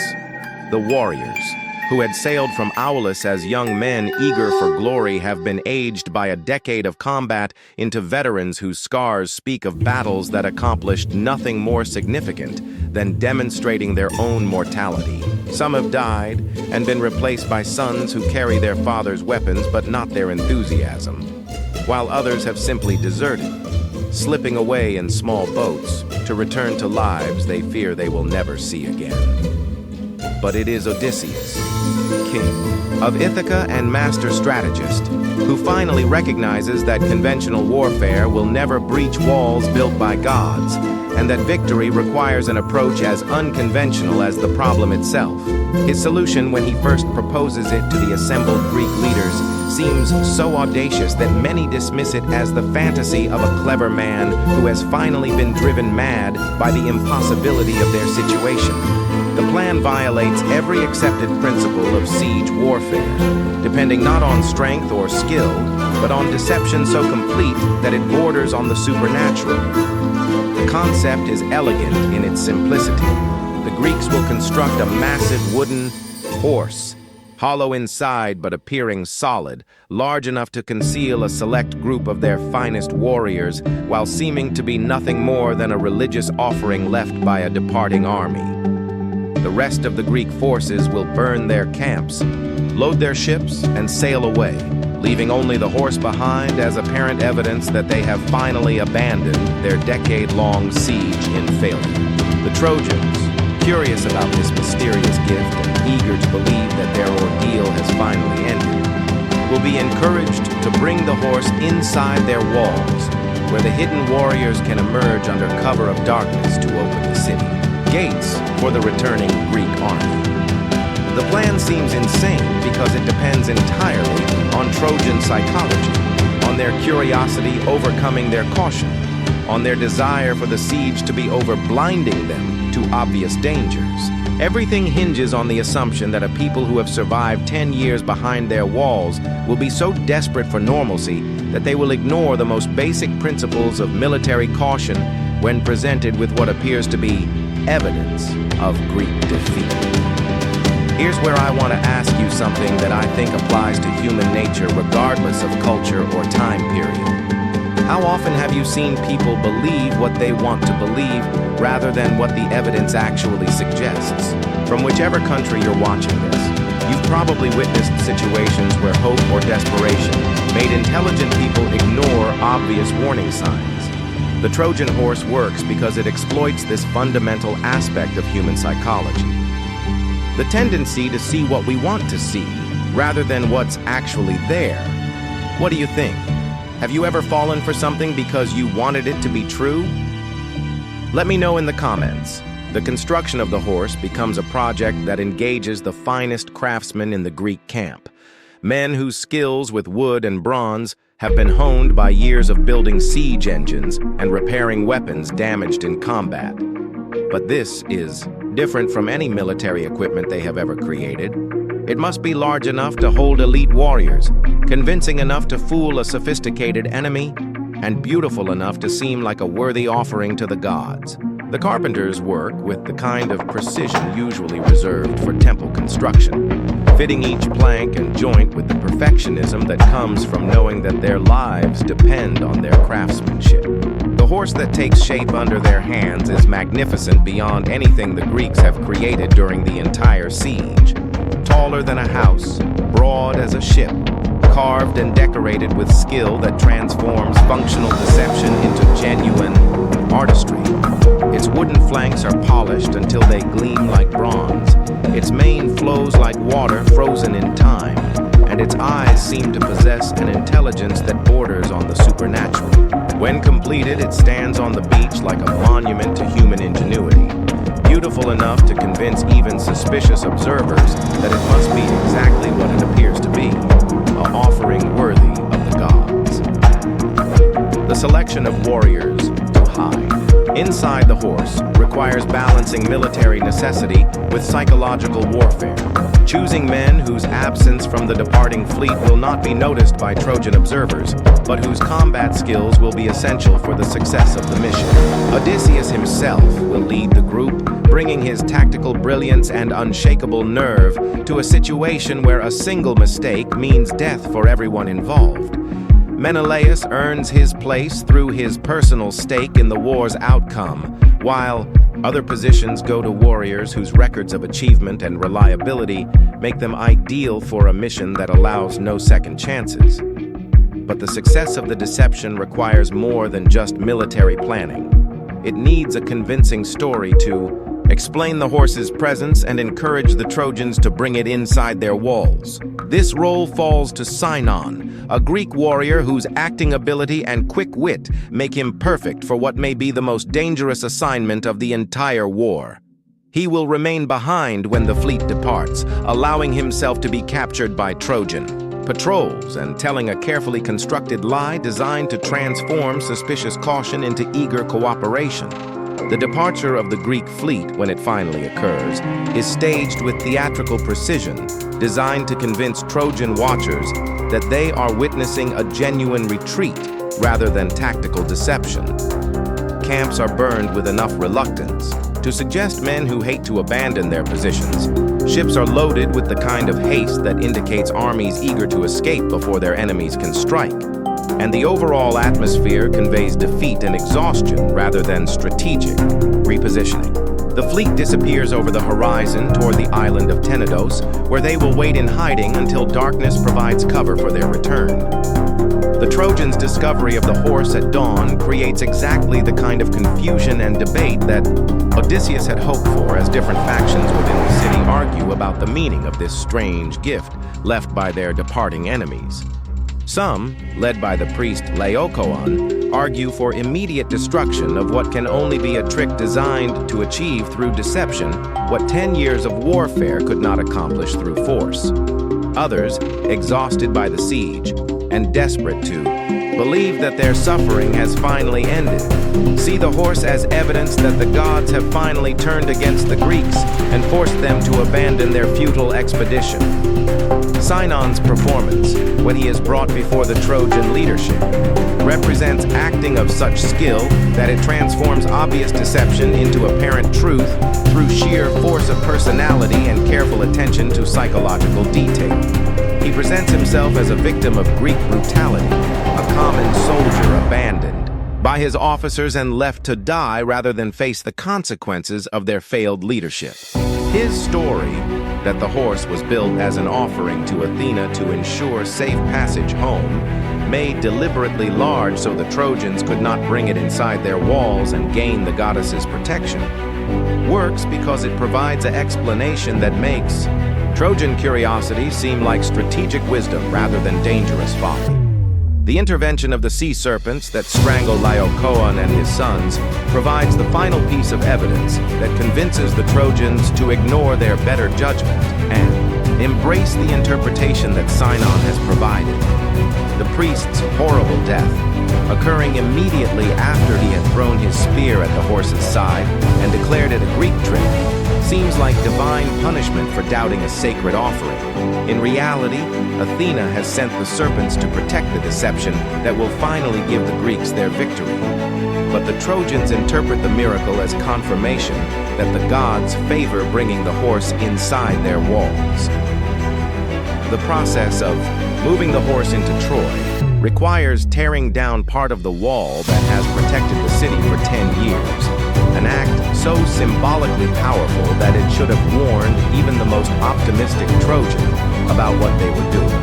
But collective psychology has taken over individual judgment, and the entire population works together with the kind of enthusiasm usually reserved for religious festivals to bring their doom inside the very walls that had kept them safe. The horse passes through the breach like fate itself entering the city, its wooden wheels leaving tracks in the sacred soil that will soon be watered with Trojan blood. That night, Troy celebrates with the kind of wild abandon that can only come from people who believe their nightmare has finally ended. Wine flows more freely than it has in years. Music and laughter echo through streets that had grown accustomed to the sound of weapons being sharpened, and families allow themselves to dream about futures that no longer include the constant threat of death or slavery.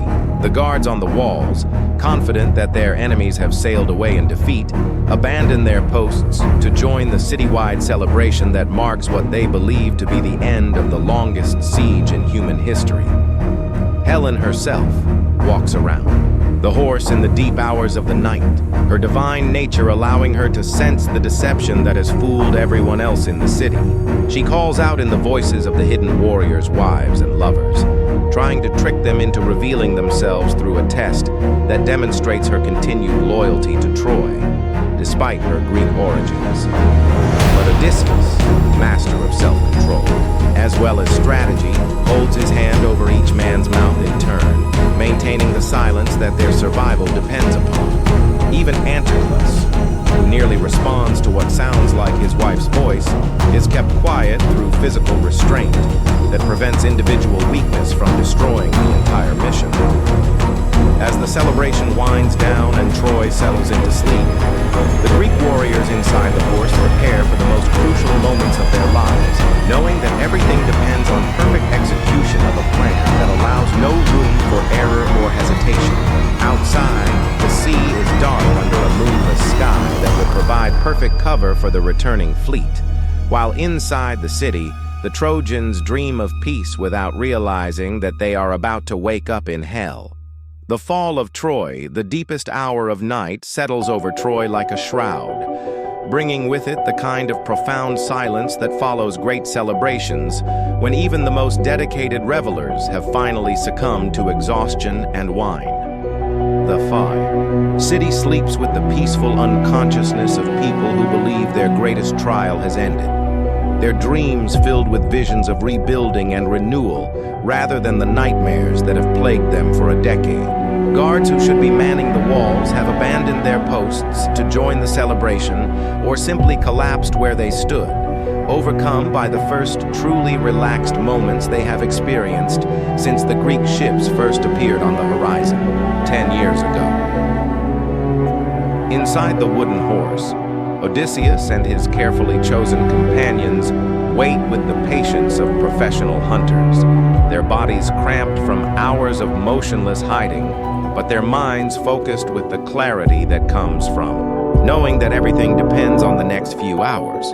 These are not ordinary soldiers, but the elite survivors of 10 years of warfare, men whose nerves have been tested in every conceivable combat situation and found unbreakable. The darkness inside their wooden prison is absolute, but each warrior knows his role with the precision that comes from endless rehearsal and the kind of mutual trust that can only be forged in the crucible of shared danger.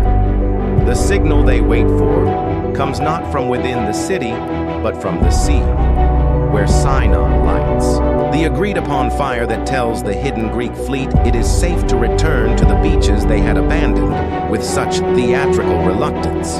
The flame flickers like a fallen star against the darkness, visible to ships waiting behind Tenedos, but unnoticed by Trojan sentries who have either abandoned their posts or fallen asleep at their stations. It is a tiny light that will illuminate the destruction of the greatest city in Asia Minor.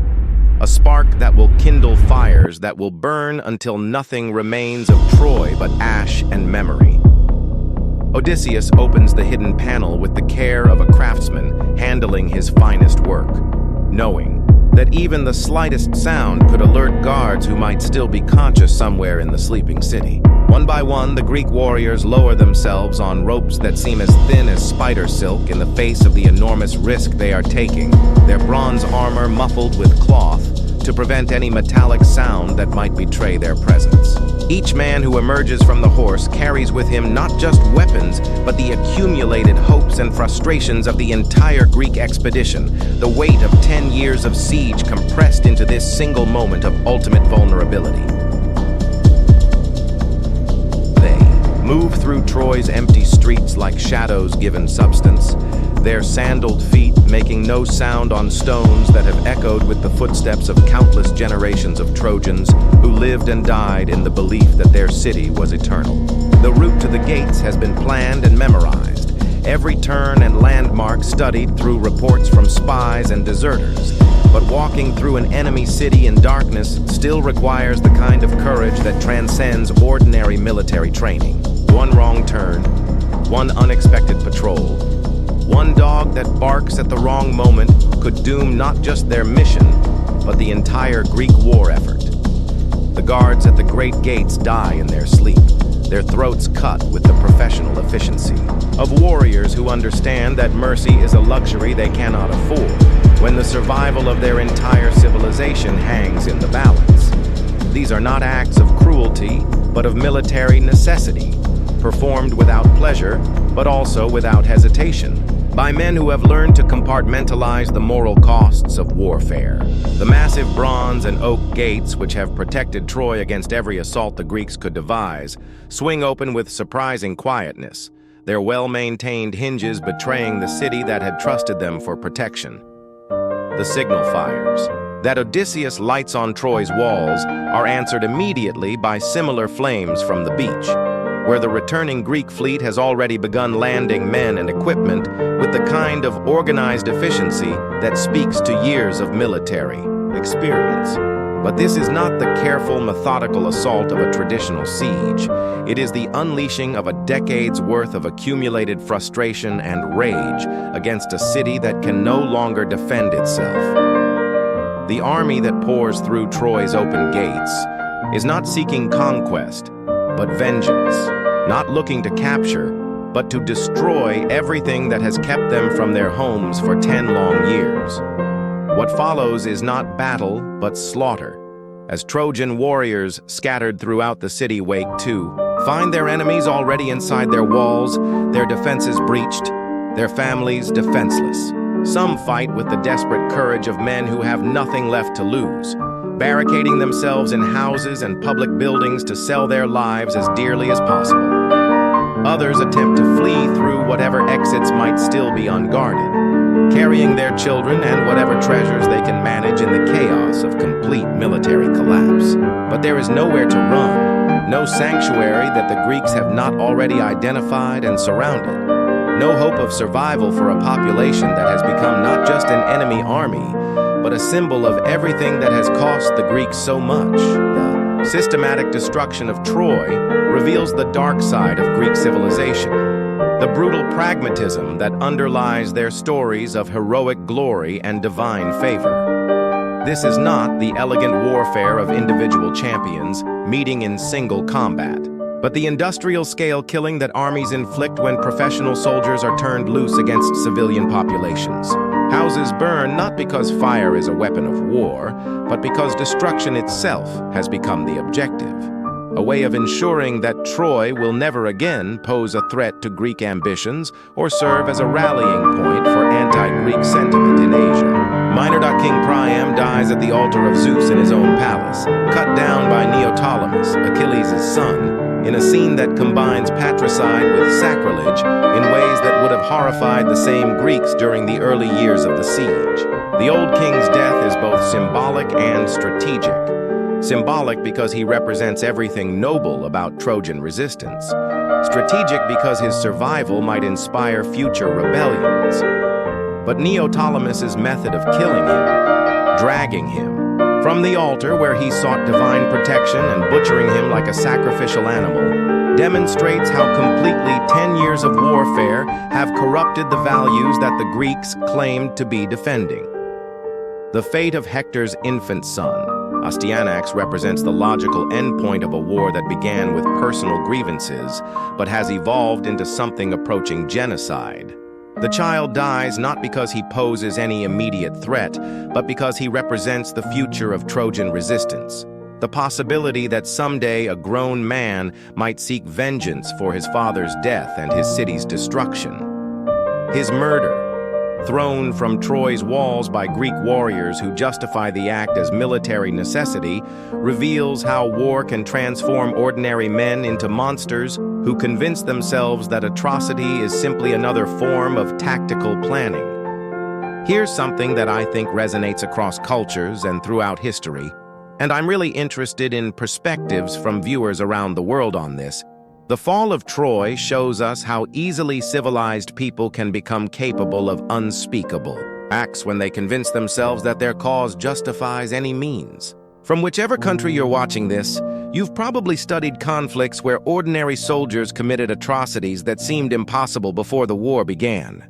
What do you think transforms people in these situations? Is it the brutalization that comes from years of combat, the dehumanization of enemies, or something deeper about human nature itself? I'd love to hear your thoughts in the comments about how societies prevent these kinds of moral collapses. Cassandra, the prophetess whose accurate predictions had been dismissed as madness throughout the siege, is dragged from Athena's temple, where she had sought sanctuary. Her violation of sacred space, adding sacrilege to the catalog of crimes that will follow the Greeks home from Troy. Her capture by Ajax the Lesser, who assaults her even within the goddess's temple, demonstrates how completely the rules of civilized warfare have been abandoned in favor of simple revenge and plunder. The goddess's anger at this desecration will manifest itself in the storms that scatter the Greek fleet during their attempted return home, making Cassandra's assault a crime that punishes not just the perpetrator, but his entire civilization. Division of Trojan women among the Greek leaders, like any other spoils of war, reduces human beings to property in ways that reveal the fundamental inequality that underlies Greek concepts of freedom and civilization. Andromache, Hector's widow and one of the most admired women in Troy, becomes a slave to Neoptolemus, forced to serve the son of the man who killed her husband. Polyxena, Priam's daughter, is sacrificed on Achilles' tomb to appease his ghost, her death demonstrating that not even the grave can satisfy the appetite for vengeance that the war has created. Helen, the woman whose beauty had launched 1,000 ships and caused so much death, finds herself in the surreal position of being both cause and victim of the war's conclusion. When Menelaus finally confronts his wife after 10 years of separation, his intended revenge dissolves in the face of beauty that time has not diminished, and love that warfare has not entirely destroyed. Their reunion, occurring amid the burning ruins of the city that had sheltered her, represents both personal reconciliation and political necessity. Helen's survival allows the Greeks to claim that they have achieved their stated objective of reclaiming what was stolen from them. But the gods have been keeping careful account of Greek crimes throughout the siege, and the sacrilege committed during Troy's fall ensures that victory will be followed by punishment that spans generations. The Trojans may be dead or enslaved, but their suffering has not gone unnoticed by divine powers who expect even victorious armies to maintain certain standards of behavior. The curses that will follow the Greek leaders home from Troy have already begun to take effect, manifesting themselves in ways that will transform triumph into tragedy and conquest into catastrophe. As dawn breaks over the smoking ruins of Troy, revealing the full extent of the destruction that a single night has accomplished, the survivors of both armies begin to understand that this victory has cost more than anyone had anticipated. The Greeks have achieved their military objectives, but in doing so, they have violated so many moral and religious principles that their success feels hollow even to those who have benefited from it. Troy is gone forever, but its destruction has corrupted the victors in ways that will haunt them for the rest of their lives. The great city that had stood for centuries as a symbol of civilization's permanence has been reduced to ash and memory in the space of a few hours.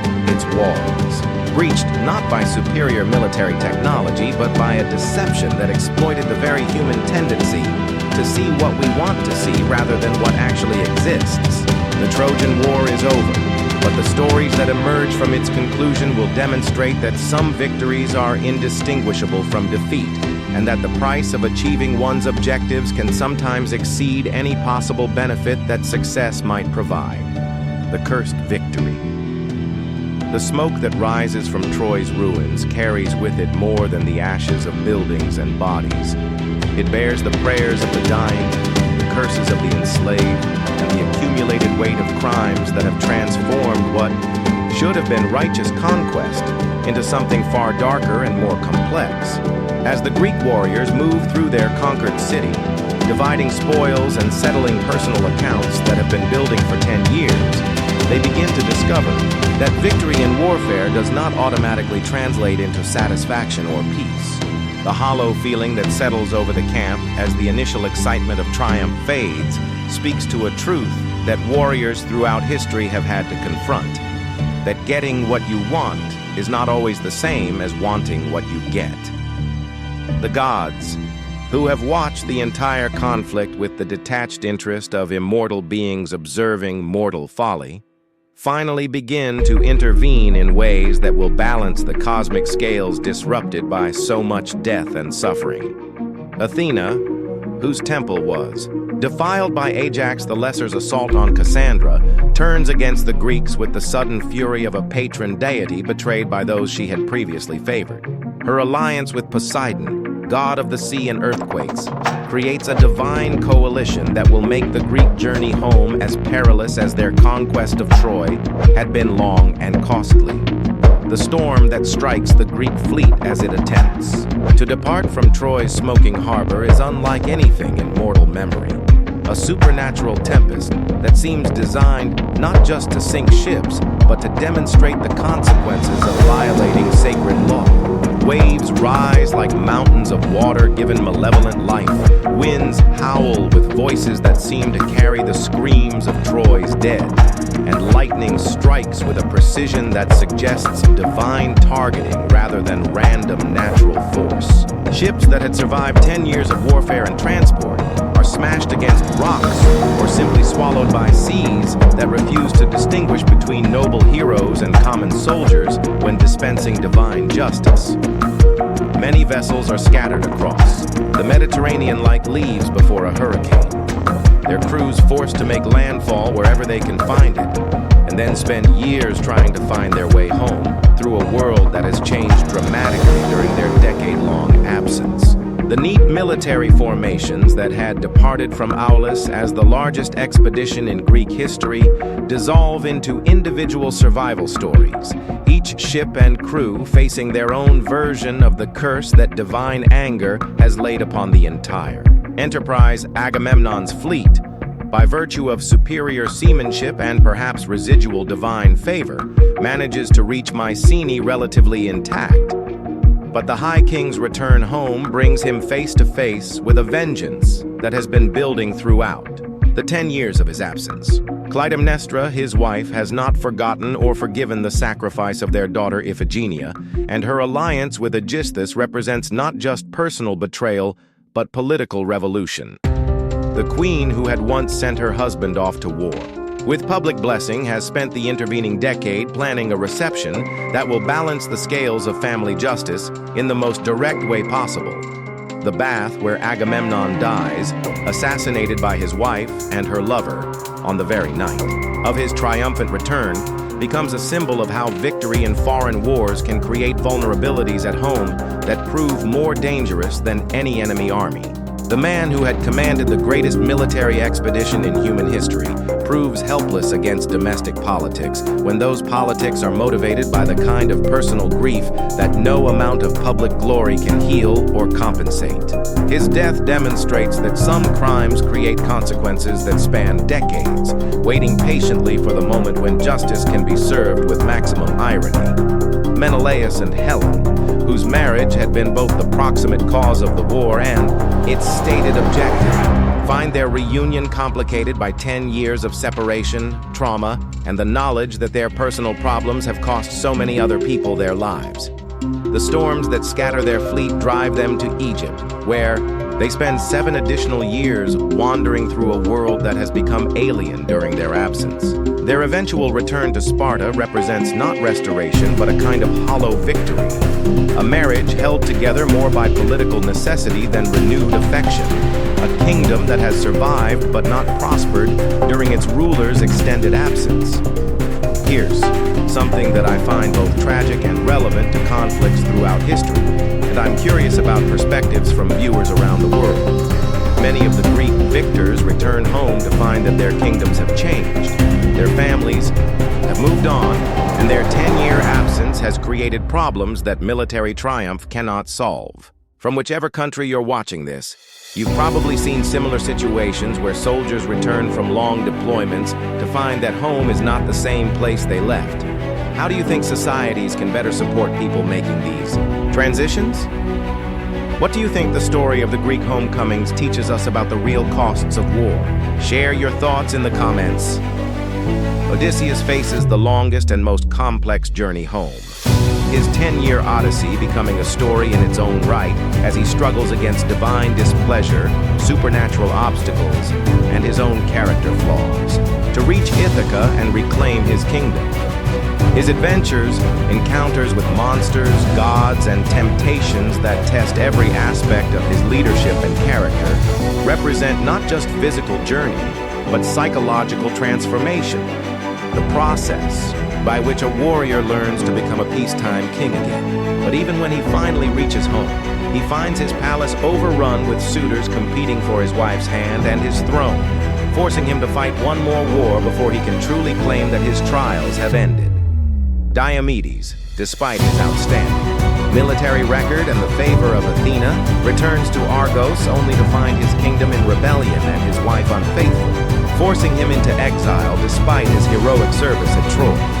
His fate demonstrates that divine favor in warfare does not guarantee domestic happiness, and that the skills that make a man an effective soldier may not translate into the political acumen necessary for peacetime leadership.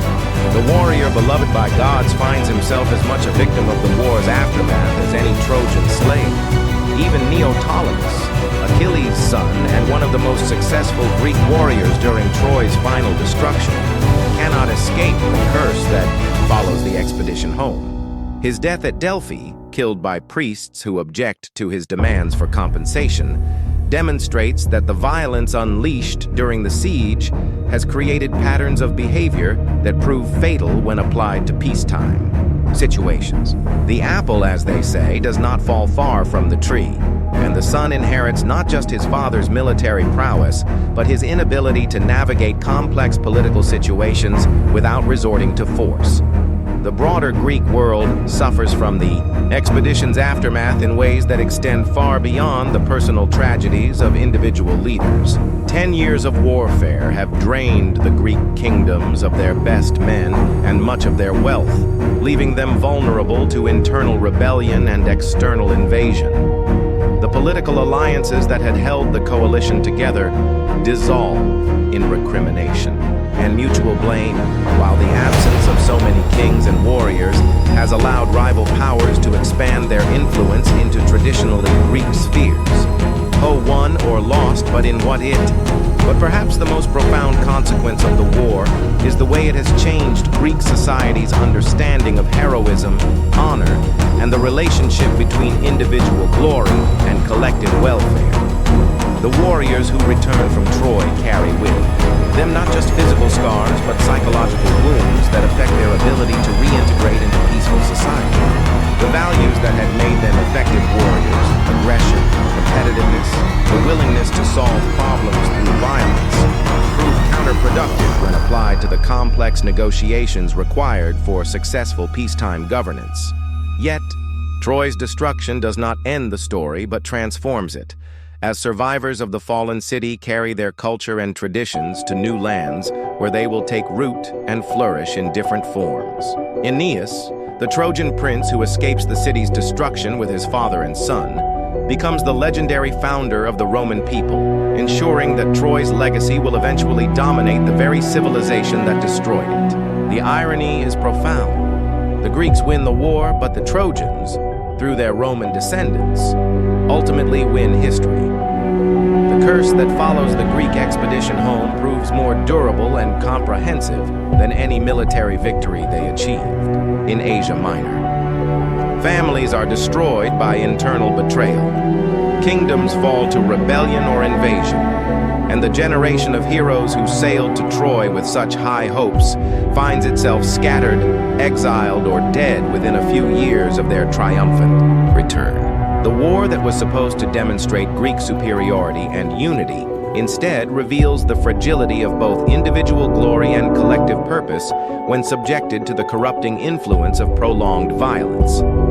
As years pass and the immediate participants in the war die or disappear, the story begins its transformation from historical event into mythological narrative, a process that will ultimately prove more durable than any of the political or military achievements that the actual participants thought they were fighting for. The singers who will preserve and transmit the tale understand that the real significance of the Trojan War lies not in who won or lost, but in what it reveals about the human condition, the tragic gap between our aspirations and our achievements, between the glory we seek and the costs we are willing to pay to achieve it. The victory that the Greeks thought would bring them glory and security instead brings them suffering and displacement, demonstrating that some prizes are too expensive to be worth winning. The curse of Troy follows them home because they have violated not just military protocol, but the fundamental moral principles that make civilization possible, transforming themselves from heroes into cautionary tales about the dangers of letting ambition override conscience. Legends never die. 3,000 years have passed since the last Greek ship departed from Troy's smoking ruins. Yet the story of that 10-year siege continues to captivate audiences across every culture and continent on Earth, speaking to something fundamental about human nature that transcends the boundaries of time, language, and national identity. The war that began with a beauty contest among goddesses and escalated into the first truly global conflict has become more than just an ancient tale.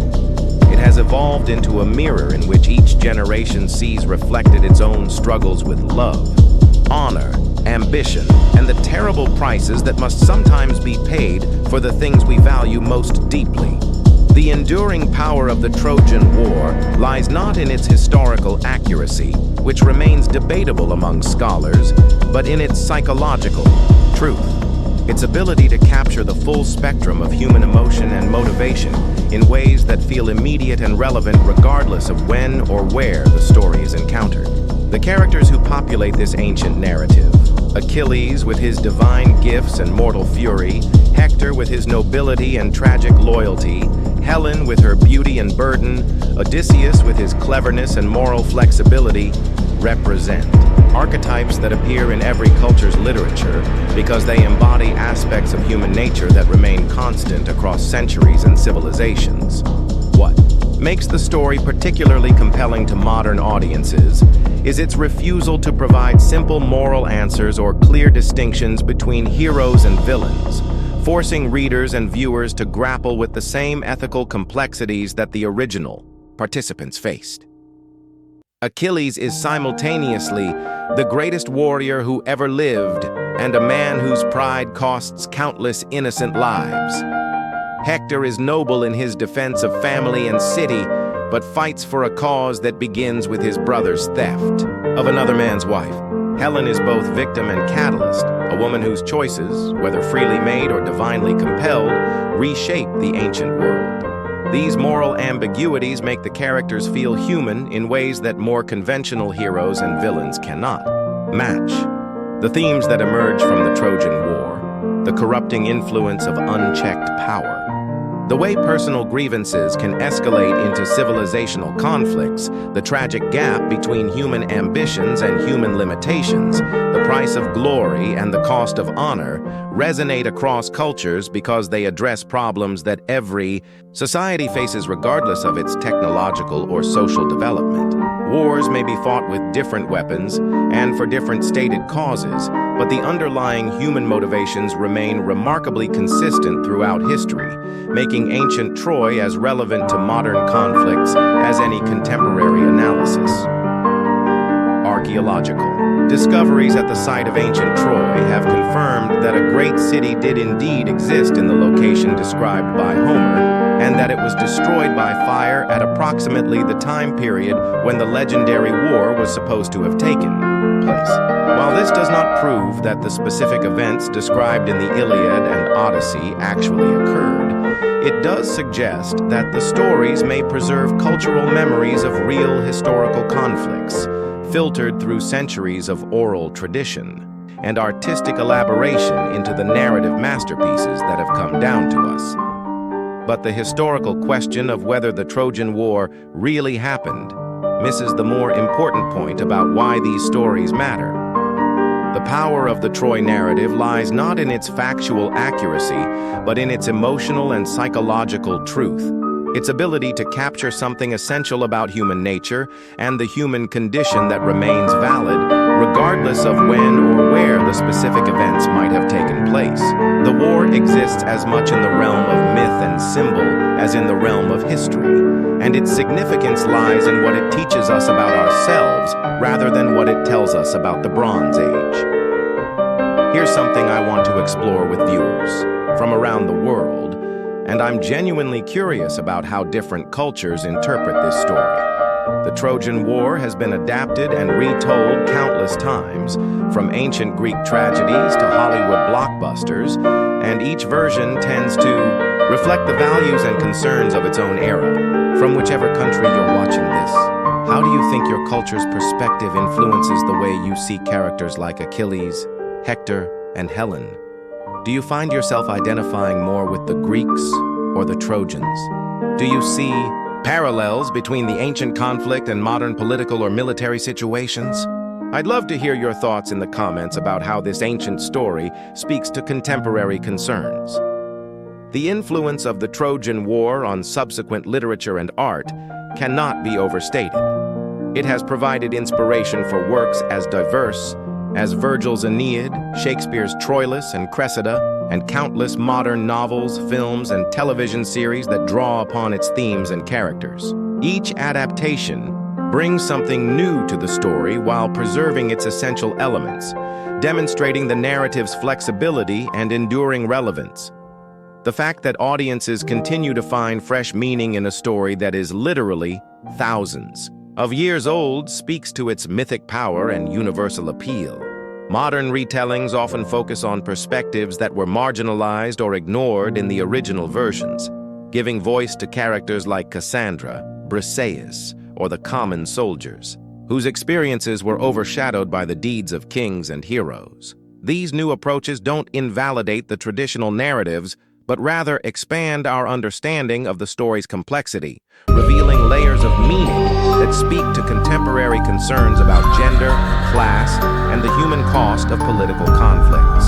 The fact that the Troy story can accommodate these diverse interpretations without losing its essential power demonstrates its fundamental richness as a cultural touchstone. The psychological depth of the Trojan War characters has made them enduring, subjects for analysis and interpretation, with each generation finding new aspects of their personalities to explore and understand. Achilles' struggle between his desire for immortal glory and his love for Patroclus speaks to modern audiences grappling with questions about masculinity, friendship, and the price of achievement. Hector's position as a warrior fighting a defensive war he knows is ultimately hopeless resonates with anyone who has faced impossible odds while trying to protect something precious. Helen's complex position as both the most desired woman in the world and a person whose choices have catastrophic consequences offers insights into questions of agency, responsibility, and the intersection of personal and political power. The story's treatment of divine intervention raises questions that remain relevant in any era where people debate the role of fate versus free will in human affairs. The gods in the Trojan War are not distant, abstract forces, but active participants whose personal grudges and preferences directly influence mortal events, creating a narrative framework that allows for exploration of how larger forces, whether divine, economic, or political, shape individual choices and historical outcomes. The tension between human agency and external compulsion that runs throughout the story reflects real-world debates about responsibility, causation, and the extent to which individuals can control their own destinies. One of the most powerful aspects of the Troy narrative is its unflinching examination of war's true cost, not just in terms of battlefield casualties, but in the broader social and moral damage that prolonged conflict inevitably creates. The transformation of noble heroes into brutal killers, the corruption of stated ideals by the practical necessities of warfare, the way violence becomes self-perpetuating once it reaches a certain threshold, these themes speak directly to contemporary concerns about the ethics of military intervention, the psychology of combat, and the long-term consequences of political decisions made in moments of crisis or passion. The story's exploration of leadership under pressure remains remarkably relevant to modern discussions of political authority and military command. Agamemnon's failures as a coalition leader, his inability to balance competing egos, his tendency to mistake authority for wisdom, his willingness to sacrifice long-term objectives for short-term political advantage, offer lessons that apply to any situation where diverse groups must work together toward common goals. Conversely, figures like Hector and Odysseus demonstrate different models of effective leadership, showing how personal integrity and tactical flexibility can compensate for limitations in formal authority or military resources. The treatment of women in the Trojan War narrative reflects the patriarchal assumptions of ancient society, while simultaneously providing some of literature's most compelling female characters, creating tensions that modern readers find both frustrating and fascinating. Helen's agency, whether she goes with Paris willingly or is kidnapped, whether she regrets her choices or embraces them, remains deliberately ambiguous in ways that force audiences to grapple with questions about consent, desire, and responsibility that remain contentious today. Similarly, characters like Cassandra, whose prophecies are accurate but ignored, and Andromache, whose domestic happiness is destroyed by political forces beyond her control, embody different aspects of how individuals, particularly women, navigate systems of power that give them little formal authority over their own lives. The economic dimensions of the Trojan War, often overlooked in favor of its more dramatic personal and military aspects, offer insights into how trade relationships, resource competition, and economic interdependence can create or exacerbate political tensions. Troy's position as a crucial link in Mediterranean trade networks means that its destruction represents not just military conquest, but economic disruption on a massive scale, with consequences that extend far beyond the immediate participants in the conflict. This aspect of the story resonates with modern concerns about globalization, economic warfare, and the way local conflicts can have international ramifications through interconnected commercial relationships. The story's examination of honor culture. The system of values that prioritizes reputation, personal dignity, and social status over other considerations provides a window into how different societies organize their moral priorities and resolve conflicts between competing goods.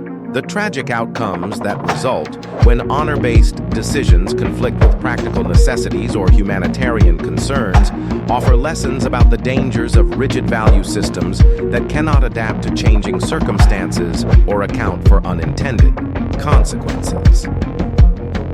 Perhaps most importantly, the Trojan War serves as a masterclass in storytelling itself, demonstrating how narrative can preserve and transmit cultural values, historical memory, and moral wisdom across vast stretches of time and cultural change. The story's survival and continued relevance prove that certain human experiences are universal enough to transcend the specific historical circumstances that give rise to them, creating works of art that speak to fundamental aspects of the human condition rather than merely reflecting the particular concerns of their original audiences. The technological and social changes that separate our world from ancient Troy are enormous, but the emotional and psychological challenges faced by the story's characters remain remarkably familiar. The tension between personal loyalty and broader responsibilities, the way grief can transform love into destructive rage, the difficulty of maintaining moral principles under extreme pressure, the tragic consequences that can flow from moment of poor judgment. These themes resonate because they reflect aspects of human nature that appear to be constant across time and culture. Looking toward the future, the Trojan War story will undoubtedly continue to be retold and reinterpreted by new generations who find in its ancient conflicts echoes of their own contemporary struggles. Virtual reality technologies may allow future audiences to experience the siege of Troy from multiple perspectives. Artificial intelligence might generate personalized versions of the story that adapt to individual preferences and concerns. And space-age civilizations might find in the fall of Troy metaphors for their own expansion and conflicts among the stars. But regardless of how the technology of storytelling evolves, the fundamental human experiences at the heart of the Troy narrative, love and loss, ambition and sacrifice, the search for meaning in the face of mortality, will remain relevant as long as humans retain their current emotional and psychological makeup. The story endures not because it offers easy answers to life's difficult questions, but because it captures the complexity of those questions in ways that feel true to human experience. The walls of Troy crumbled to dust 3 millennia ago. But the story of their rise and fall has achieved the immortality that eluded every warrior who fought beneath them. In choosing to remember and retell these ancient tales, each generation participates in a form of cultural immortality that transcends individual mortality, ensuring that the lessons learned through suffering and sacrifice continue to inform and inspire long after their original context has faded into historical obscurity. The eternal echo as we reach the end of our journey through the greatest story ever told. I want to leave you with a question that I believe goes to the heart of why these ancient tales continue to captivate us across cultures and centuries. What does the Trojan War ultimately teach us about the price of the things we value most deeply?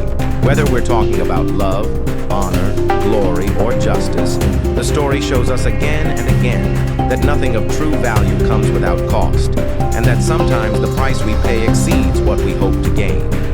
From wherever in the world you're watching this, you've probably recognized elements of your own society's struggles reflected in this ancient mirror. The political maneuvering between Agamemnon and Achilles echoes in every workplace conflict where personal pride clashes with collective necessity.